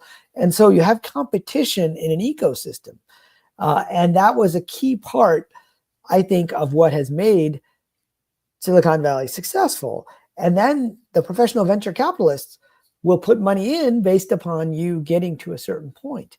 And so there are all these different players. There's the big companies in Silicon Valley, and the entrepreneurs leave those companies and they start new companies, and many of the companies fail and they get bought by the big companies again because they want access to that technology. So there's this circulation, and that's what we call an innovation ecosystem. Now, the problem with inventors, and I've had inventors over the years come to me and say, yeah, we figured out how to do, free energy, and we figured out how to do, anti-gravity. And okay, can I get $1 billion? I mean, other than OpenAI, nobody's going to get that kind of money up front, right? Even DeepSeek only got $5 million to try to reproduce it. And so you have to have the ability to show some progress, and you have to have an ecosystem to support you. And what tends to happen is that there ends up being one guy who's rich, who made a lot of money, And then that one guy starts investing in these UFO ideas and technologies and companies. And then that one guy runs out of money, something goes sour, something doesn't work out. And then he says, okay, it's all a bunch of crap. I'm not going to invest in that area anymore. And then, a few years later, another guy comes up and he has enough money and he starts investing in some of this stuff and none of it works out. And so, but you don't have a real ecosystem. You don't have professional venture capital funds and you don't have all these other things. And so Soul Foundation tasked me with trying to figure out, is there a way to get venture capitalists and others to invest in this type of technology? And my conclusion was, venture capitalists are not going to invest in a lot of this stuff today. But what we can do is we can start to build this innovation ecosystem, which consists of a bunch of different parts.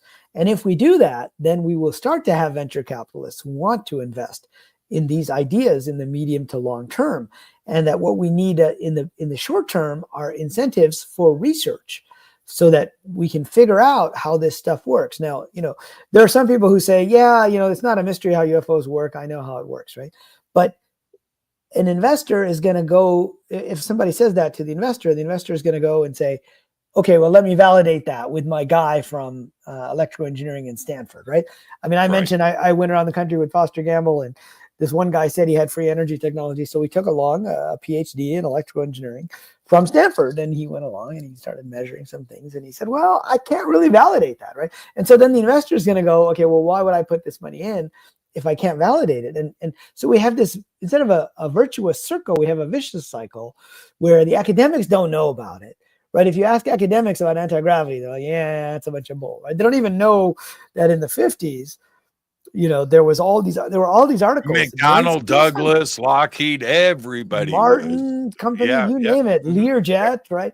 All these guys, and saying within a couple of years, we're going to have this thing mastered.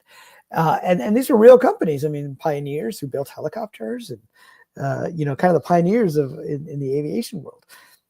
But you go to like somebody, an aeronautics professor, I don't know anything about it. They're going to be like, yeah, right. Electrogravitics, sure. Right. Don't put your money behind that. And part of it is the stigma that's associated with this topic in those circles. Right. And as I said, the stigma is lessening. I mean, you can talk about it now, but you still get a lot of blank stares. But before it was like, oh yeah, UFO stuff, that's stuff that, people believe in Bigfoot and ghosts and fairies and all these other things. And therefore we scientists who are serious make fun of people like that, right? That was like there's a socialization that happens.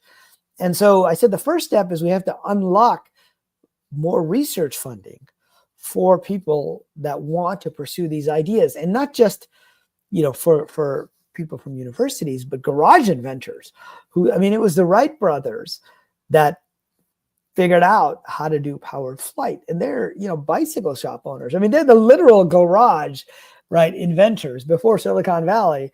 And in Detroit, I grew up in Detroit. If you go back to the early 1900s, you had garage inventors everywhere trying to create different aspects of cars. You even had Henry Ford, before he started Ford Motor Company, started the Ford Quadricycle Company, right? And it failed, but yet somebody gave him the money to do that, and then it failed, and then he was able to come back and get the money to do the next venture because it was clear that this was a trend. And so basically, the goal of the white paper, which I was hoping would be out by the time we talk today, but it's probably going to come out next week or so. And my talk at the Soul Foundation, there was an article on the debrief that had a pretty good summary of the talk, but the video should be coming out soon as well. We had Eric Davis talking at the conference. Avi Loeb was there from the Galileo Project at Harvard. We had Admiral Gallaudet was there. We had a bunch of different people looking at this topic from different angles. We had a guy who was at Lockheed Skunk Works, Eric Schrocken, his name, and we were on a panel along with Jonathan Berthe, who's the chairman of the Soul Foundation board, who is an AI entrepreneur, talking about tying to our previous conversation, using AI to go through, UFO documents and transcripts from the past to try to figure out, is there a way if we can figure out if there are hoaxes or if things are more likely to be real. So it was a lot of different aspects of the technology. But we had one scientist from CERN who was there, who was, science communicator, kind of like your Neil deGrasse Tyson of Europe, let's say. And he was like, well, we all know this stuff isn't true, but I'll humor you guys.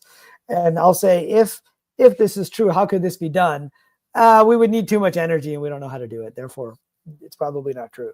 But that was the mainstream scientific view was pulled into that. And it's like, we have to engage those guys. And those guys will get engaged by having research funding for projects that want to explore the principles of how this could work. I mean, we have Townsend Brown, and we have all these ideas about electrogravitics and gravity control, but we don't have like actual scientific papers that are published on it. And so we have to get this stuff out, I think, to enough actual legitimate scientists so that you can have the competitive process in science, just like I was talking about the competitive process in companies, is about having other people trying to validate your work and validating that this could actually work. And so that was the first pillar of my 4 pillars. But yeah, sorry, go ahead. Okay, well, hubris is a bitch. Yes, it is. And so this guy from CERN, and he may be, but he doesn't represent everybody at CERN. And I know CERN gets a bad rap. Okay. Yeah. But there are some very open-minded scientists and physicists out there that think outside of the box. Yes. But having that kind of cocky attitude by saying the stuff isn't real, that guy's career is going to be this long. You have to think, we always say outside of the box, but the only way to get to something new is doing just that. Right. And if we go back, you go back to Newton or Galileo or Copernicus, right? Tycho Brahe, right? You go back to those guys. Yeah. And if they stayed inside of the box, we'd have nothing today. Do you know Kepler was one of the first science fiction writers? Yeah, Kepler was amazing. Yeah. But he was using it to try to illustrate these ideas. Yeah. Johann was a trip, man. He was a trip. You know what, though? All of those guys were, because they were seeing things for the first time. Right. Think about that. For the first time. There was nobody telling them what they had seen. And so now I want you to go and take a look at this too. No, that was all first time stuff. I can't imagine. Just like what we're doing right now, like what we did with the Kepler or Hubble, and what we're doing now with the James Webb. Right? This is first time stuff. Right. And it's extraordinary. And that's what they were doing. Yeah. I can't imagine looking in a telescope and seeing Saturn for the first time. Yeah. Holy crap. And the rings of Saturn. Yeah. And holy crap. Of Jupiter. Yeah. Yeah. Yeah. It's pretty amazing. And I think, those principles, and then they turned those into principles that could be reviewed by other people. And of course you had the whole thing with the church being, the guardian of knowledge at the time. Now we have the scientific institutions as the guardian of knowledge. So everything is shifted. But because of what I talked about earlier, boundary work, right? We say this is the limits of legitimate science, and everything beyond that is not legitimate science. And so one way to decrease the stigma is to have more academics research, but also to provide funding. I mean, I've had people approach me over the years, hey, can I have, $100,000 to do this? Can I have $10,000 to do that? Can I have $1,000 to replicate what Otis Carr did when he created a flying vehicle, right? I mean, I've had various people approach me, or can I get $10 million because I figured it all out and I'm going to, I'm going to revolutionize everything, right? But yet they weren't able to demonstrate anything that would get other investors actually interested in the topic. And so by legitimizing this as an area of research with grants initially, so that's the first of 4 pillars that I think we can build, an actual innovation ecosystem, is to get more. Because if you think of Silicon Valley, or the first innovation ecosystem around computers was actually Boston, and around MIT. The first venture capitalist was General Dorio there at Digital Equipment in the 60s.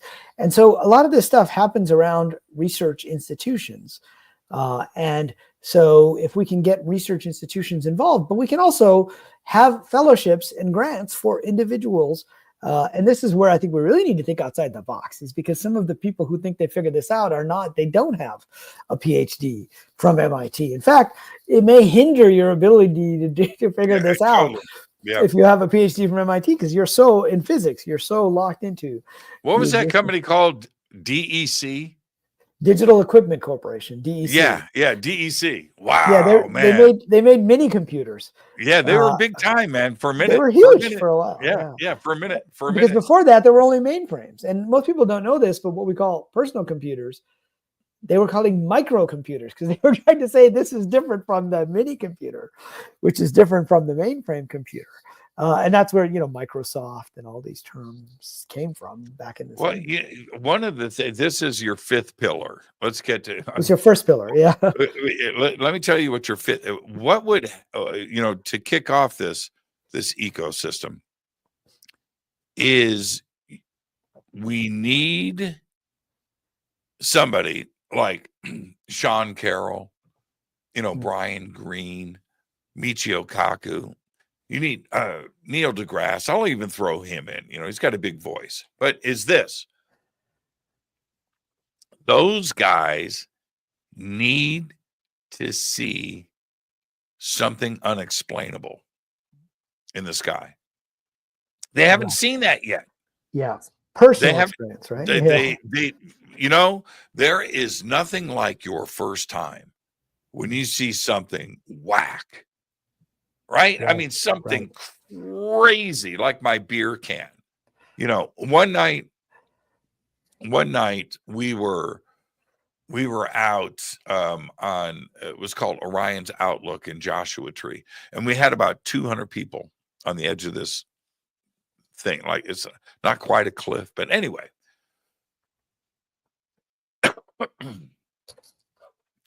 We're all looking up. Got a microphone, right? There's night vision. We're all up there, pitch black, hooping and hollering, having a good time, right? We're all facing the same direction, looking up. And as I live and breathe, this is what happens. Off to my right, I see, we all saw it, by the way, okay? And it lasted, Riz, the whole thing was about 1 second. 1 second. Might have been 2 seconds. Okay. Yeah.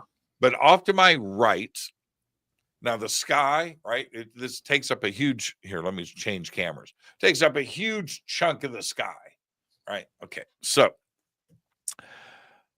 I see this sputter. And it was like turquoise colored light. And it kind of sputters, and it's moving this way across the sky. Anyway, so it sputters, but then it lights up. It sputters, and then it goes green. It's lit up like a turquoise, aquamarine, blue, green. But it comes across in front of us, stopped, zigs down, and then continues. And then it sputters and then like hit its high beams twice, beep, beep, and was gone. Giant. And it was like a slash, like a Zorro Z in the sky. The motion was like a Z. Yeah, like a Z. Oh. And it was, it took up the whole sky, man. Oh, wow. And everybody, we all saw it. Now, and we all screamed. Right? It was crazy. Now, what would Brian Greene say? Right? Right. What would Avi Loeb say? You can't would they say anything though? Is the question. So I've had professors tell me who are into this topic. They need that paradigm shift. But I've had professors who are into this topic, and I interviewed like 20 plus professors who openly study UFOs, like people like Avi Loeb, Gary Nolan, but like 20 others as well. And one of them told me that he gave a talk on this subject, and afterwards, people came up to him, and other professors came up to him and said, "Well, I don't want to say this during the talk, but let me tell you, I saw something. I couldn't explain it, right?" But they weren't willing to talk about it publicly, right? So they actually had an experience and they couldn't explain it, and they didn't have an explanation for it. So they end up not wanting to talk about it publicly because they were afraid of the stigma and the ridicule.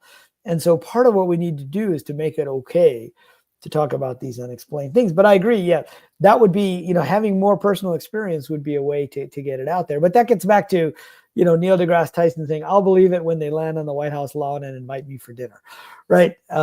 But anyway, that's the first pillar. I think of the second pillar that I put in the white paper, and I think this is an interesting idea, is something like the X Prize. So it's an innovation prize, and I call this the U Prize. And so if we take the observables that Lou Elizondo has articulated, in his book Imminent, as well as before that, out of the OSAP program, and you have the 5 observables, right? And then you have a 6th one, instant acceleration, hypersonic velocity, transmedia, lift or anti-gravity with no visible means of propulsion, right? Each of those, if we can assume that what we saw was actually technology and not a hallucination, then someone has figured it out already, right? Whether it's aliens, ETs, beings from another dimension, or it's correct. The US government, right? Yep. Or some top secret program in the basement of Lockheed Martin. They've figured out some piece of it, which means the technology should be reproducible, right? Which means that this can be understood as a technology, and that's what drives Silicon Valley. So the X Prize, there was the $10 million Ansari X Prize for the first private space flight, and that really encouraged a lot of innovation. And it turns out these prizes go back many hundreds of years. Charles Lindbergh won a prize when he crossed the Atlantic. It was a $25,000 innovation prize. He spent probably more than $25,000 actually, trying to win the prize, and so did other people. So what happens with these X prizes is, or these innovation prizes, is that they have a multiplier effect when people start to see that this is a legitimate target. And so with the U Prize, we could create a prize that would basically be about reproducing one or more of these observables, right? And then you would start to get companies going after that prize. And the investors would put money in, knowing that if nobody makes it, okay, if this really isn't possible, then the money won't actually, be spent. But it serves as this kind of legitimizing function. And that's what the U Prize would do. And I was involved in a company, I invested in a company that was chasing the Google Lunar X Prize. Have you heard of that prize? Yep, I remember. So Google put in $30 million into this prize. And the idea was for the first private spacecraft, a company that can land a craft on the moon and then move them 500 feet or some distance. I forget exactly the distance was. And what happened was 10 million of the 30 million was awarded in intermediate prizes. But you got companies that were making progress along the way. Now, they only had 10 years to do it in that case. And nobody was able to do it within those 10 years. So the grand prize was $20 million, and it didn't actually get allocated. But with the multiplier effect, these companies raised more than 100 million, something like $200 million, to try to pursue this particular goal. And so it serves as like this lens to focus the efforts around something, as opposed to saying, yeah, that can't be done, saying, okay, let's unlock the power of entrepreneurship. Let's unlock the power of innovation. Let's unlock, people that are super smart, may have a degree, may not have a degree. And this is how many innovations happened in the past. I mean, even the self-driving cars today. Today's self-driving car industry came out of the DARPA Grand Challenge, which was $1 million prize in 2004 for a car that could self-drive in the desert. I mean, back then, remember 2004? Every college had a team. You remember that? That was great. But nobody won it the first year. Nobody won. Nobody. The second year, watching those cars crash was the funnest thing ever. And then they went to a $2 million prize the second year, and then there was a team that won it. And I think that team, I forget which university it was, but eventually some of the people that worked on it went to Google and became part of Waymo. And now, I'm in Phoenix, which is one of the 2 cities where Waymo is operating. And so whenever people fly into Phoenix, they're like, hey, I took a Waymo from the airport. I wanted to see what it was like to be in a self-driving car. Have you Waymo'd? Yeah, I have. And in fact, the first time I did it. I'm not. Do they have it in LA? They don't have it in LA yet. We've got, there's a lot of it in Vegas. Okay. LA's a little bit too, I see Phoenix makes sense, right? Austin would make sense. Yeah, but they have it in San Francisco too, believe it or not. Well, yeah, well, you have to have it there. Yeah, but in the city, like not in Silicon Valley. Yeah. You would have to, if you can't do it there, Silicon Valley, but anyway, I'm not comfortable yet. Right? I'm not. I followed them, in my own car just to see. Did they ever stop in the side of the road and you couldn't get around them? Or no, I haven't. I didn't have that happen. But what I didn't dig was the obeying of traffic laws. Right? There's no bending. That's the first thing. Second thing, the obeying of speed limits. Right. No. The first time I took a Waymo, I was actually calling an Uber just to go to this coffee shop across the street. Across the lake. And Uber said, oh, we have an automated car. So it wasn't even using the Waymo app at the time. It just says, we have an automated self-driving car. Are you willing to accept that as your driver? And it was only like a mile away from where I was going. So I was like, okay, this, let me give it a shot. And they only did it initially in certain parts of the Phoenix area. Now they've opened it up to the airport and other areas. And so I took it, and it was pretty wild. It was one of those experiences you have to see. I mean, just seeing the wheel turn while you're sitting in the back seat and you're watching it. And I thought, oh, it has to go through this alley between the parking lot and this straight. It's never going to be able to do that. And it did. And I was actually pleasantly surprised. Well, so I've driven a few self-driving cars that drive on the freeway, right? Yeah, the Teslas are good on the freeway. I've done this a lot, right? Probably now, I don't know, dozens of times. And it's a pretty weird feeling. I never, what's the word I want to use? I never got comfortable enough to just go. Yeah. You're not supposed to yet with those cars. No, man. I'm ready to grab, Right. But yeah, man, straight as an arrow, right in the middle of the lane. Yeah, they're pretty good. And the only times I've seen it kind of screw up is not when it's driving, it's when it's stopping and it's blocking traffic and it doesn't realize it.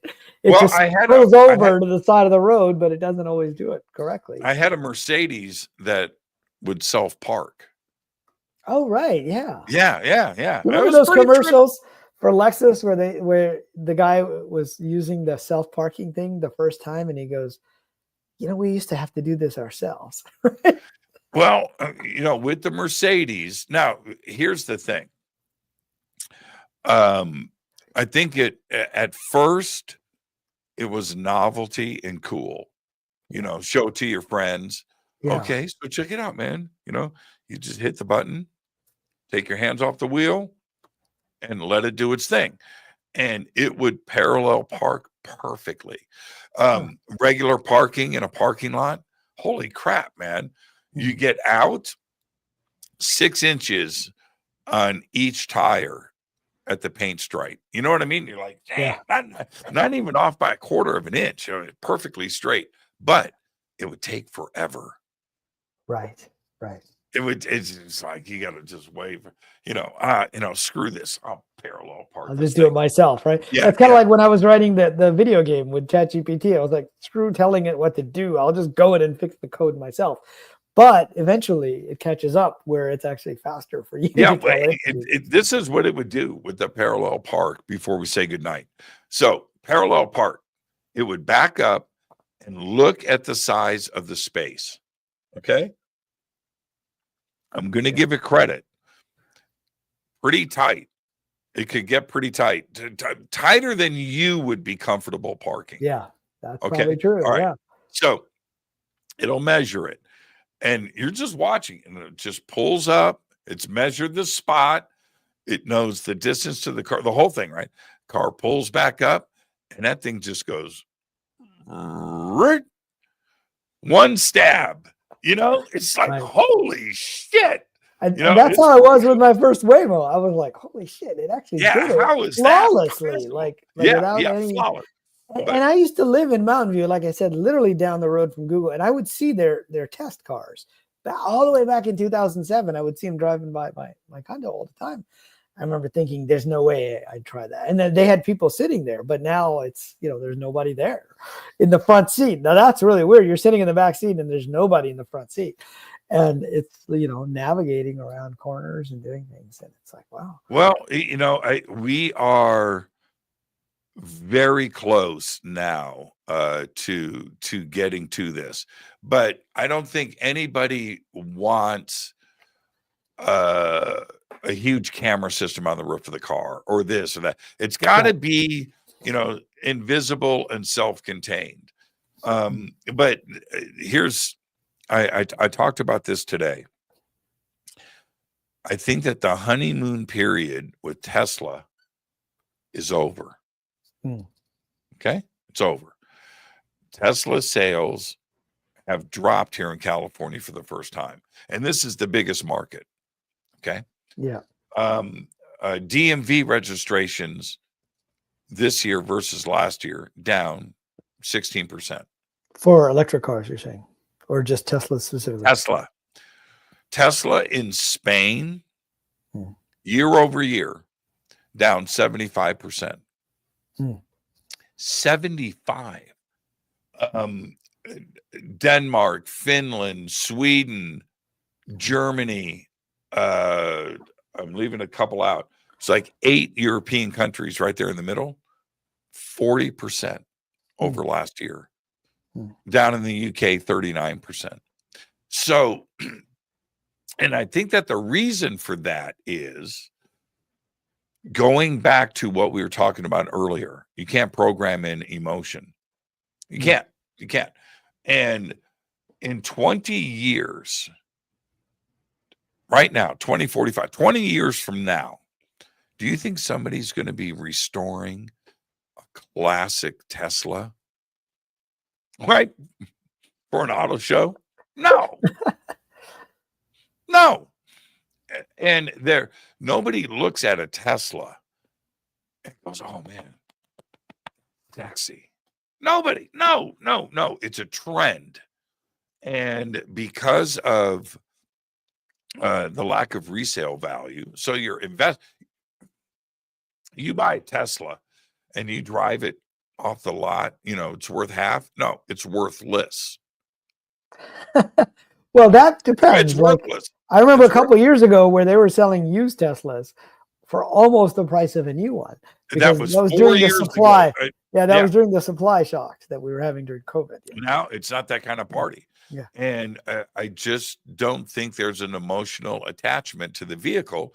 And people know that it's basically worth, you're not going to repair it. You're not going to do that. You're not going to, no. But my counterpoint to that is it just Tesla or is it electric cars in general? Right. I'm just reporting on the Tesla numbers that were because that's more of a specific company, perhaps, issue with it. But I'm not talking about electric cars in general. No. No. Yeah. But, I mean, I think 20 years from now, very few people will be driving their own cars. Like, it'll be a fun thing to do.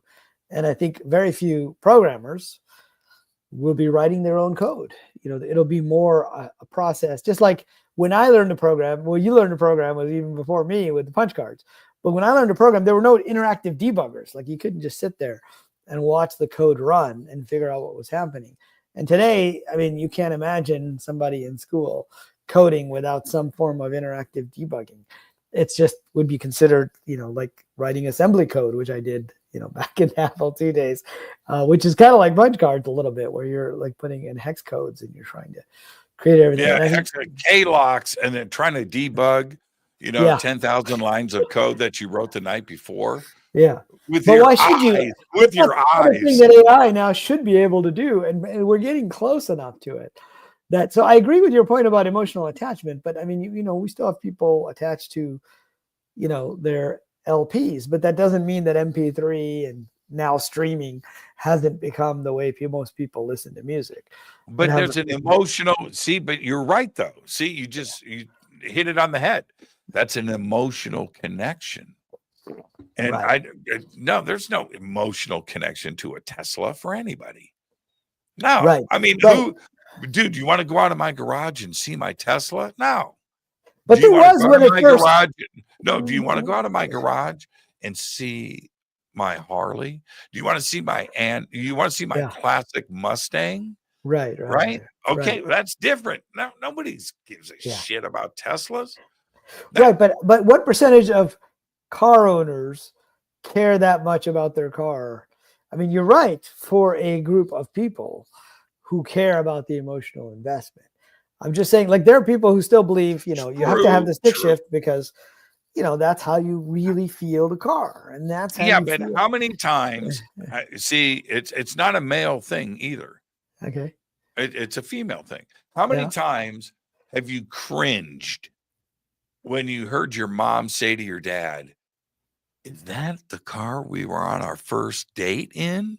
I love that. You're like, I don't want to hear that. Right. But that's an emotional connection.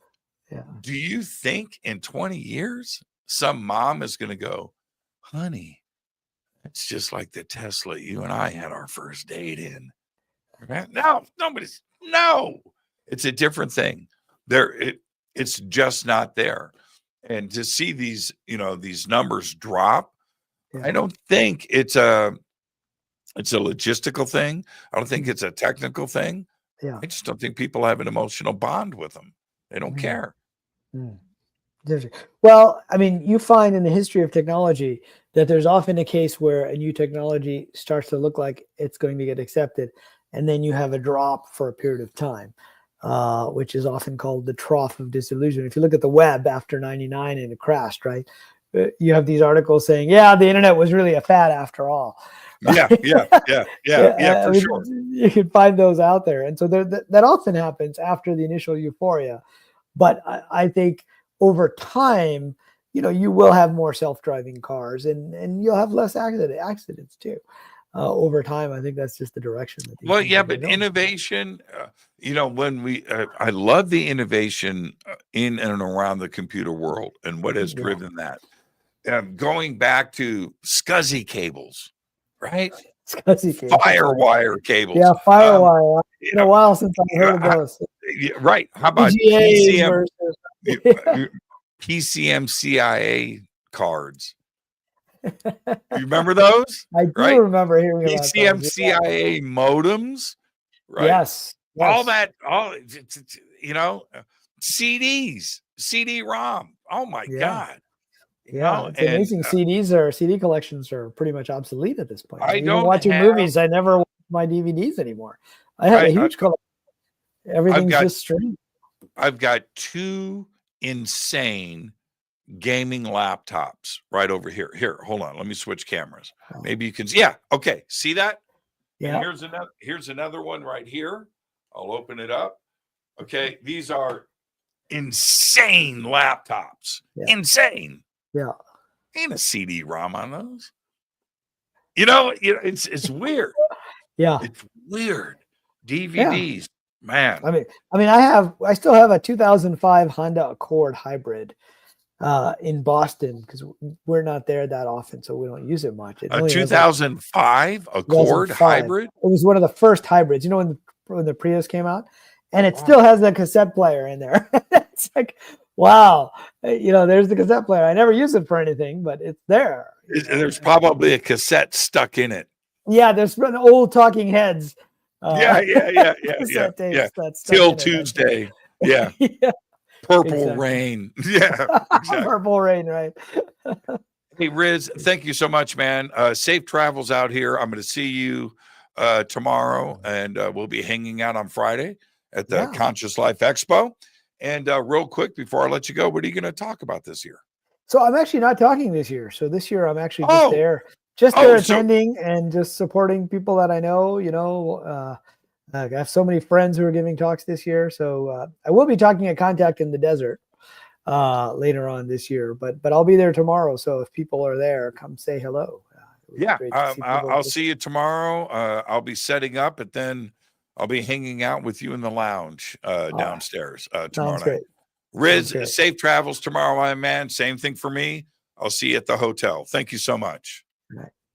Perfect night on the show. Riz Virk. And Riz is, we ran late. We're already off the network. But anyway, Riz's links are below. And if you want to meet him, you got to go through me at Contact in the Desert or at Conscious Life Expo. Just come up and say, yo, Jimmy, where's that Riz guy? Until Tuesday, go Beckley Tappy.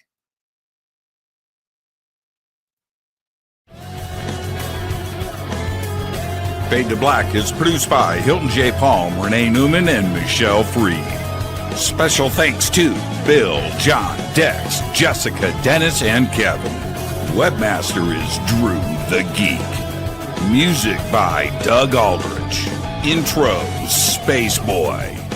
Fade to Black is produced by KJCR for the Game Changer Network. This broadcast is owned and copyrighted 2024 by Fade to Black and the Game Changer Network, Inc. It cannot be rebroadcast, downloaded, copied, or used anywhere in the known universe without written permission from Fade to Black or the Game Changer Network. I'm your host, Jimmy Church. Go Beckley Tappy.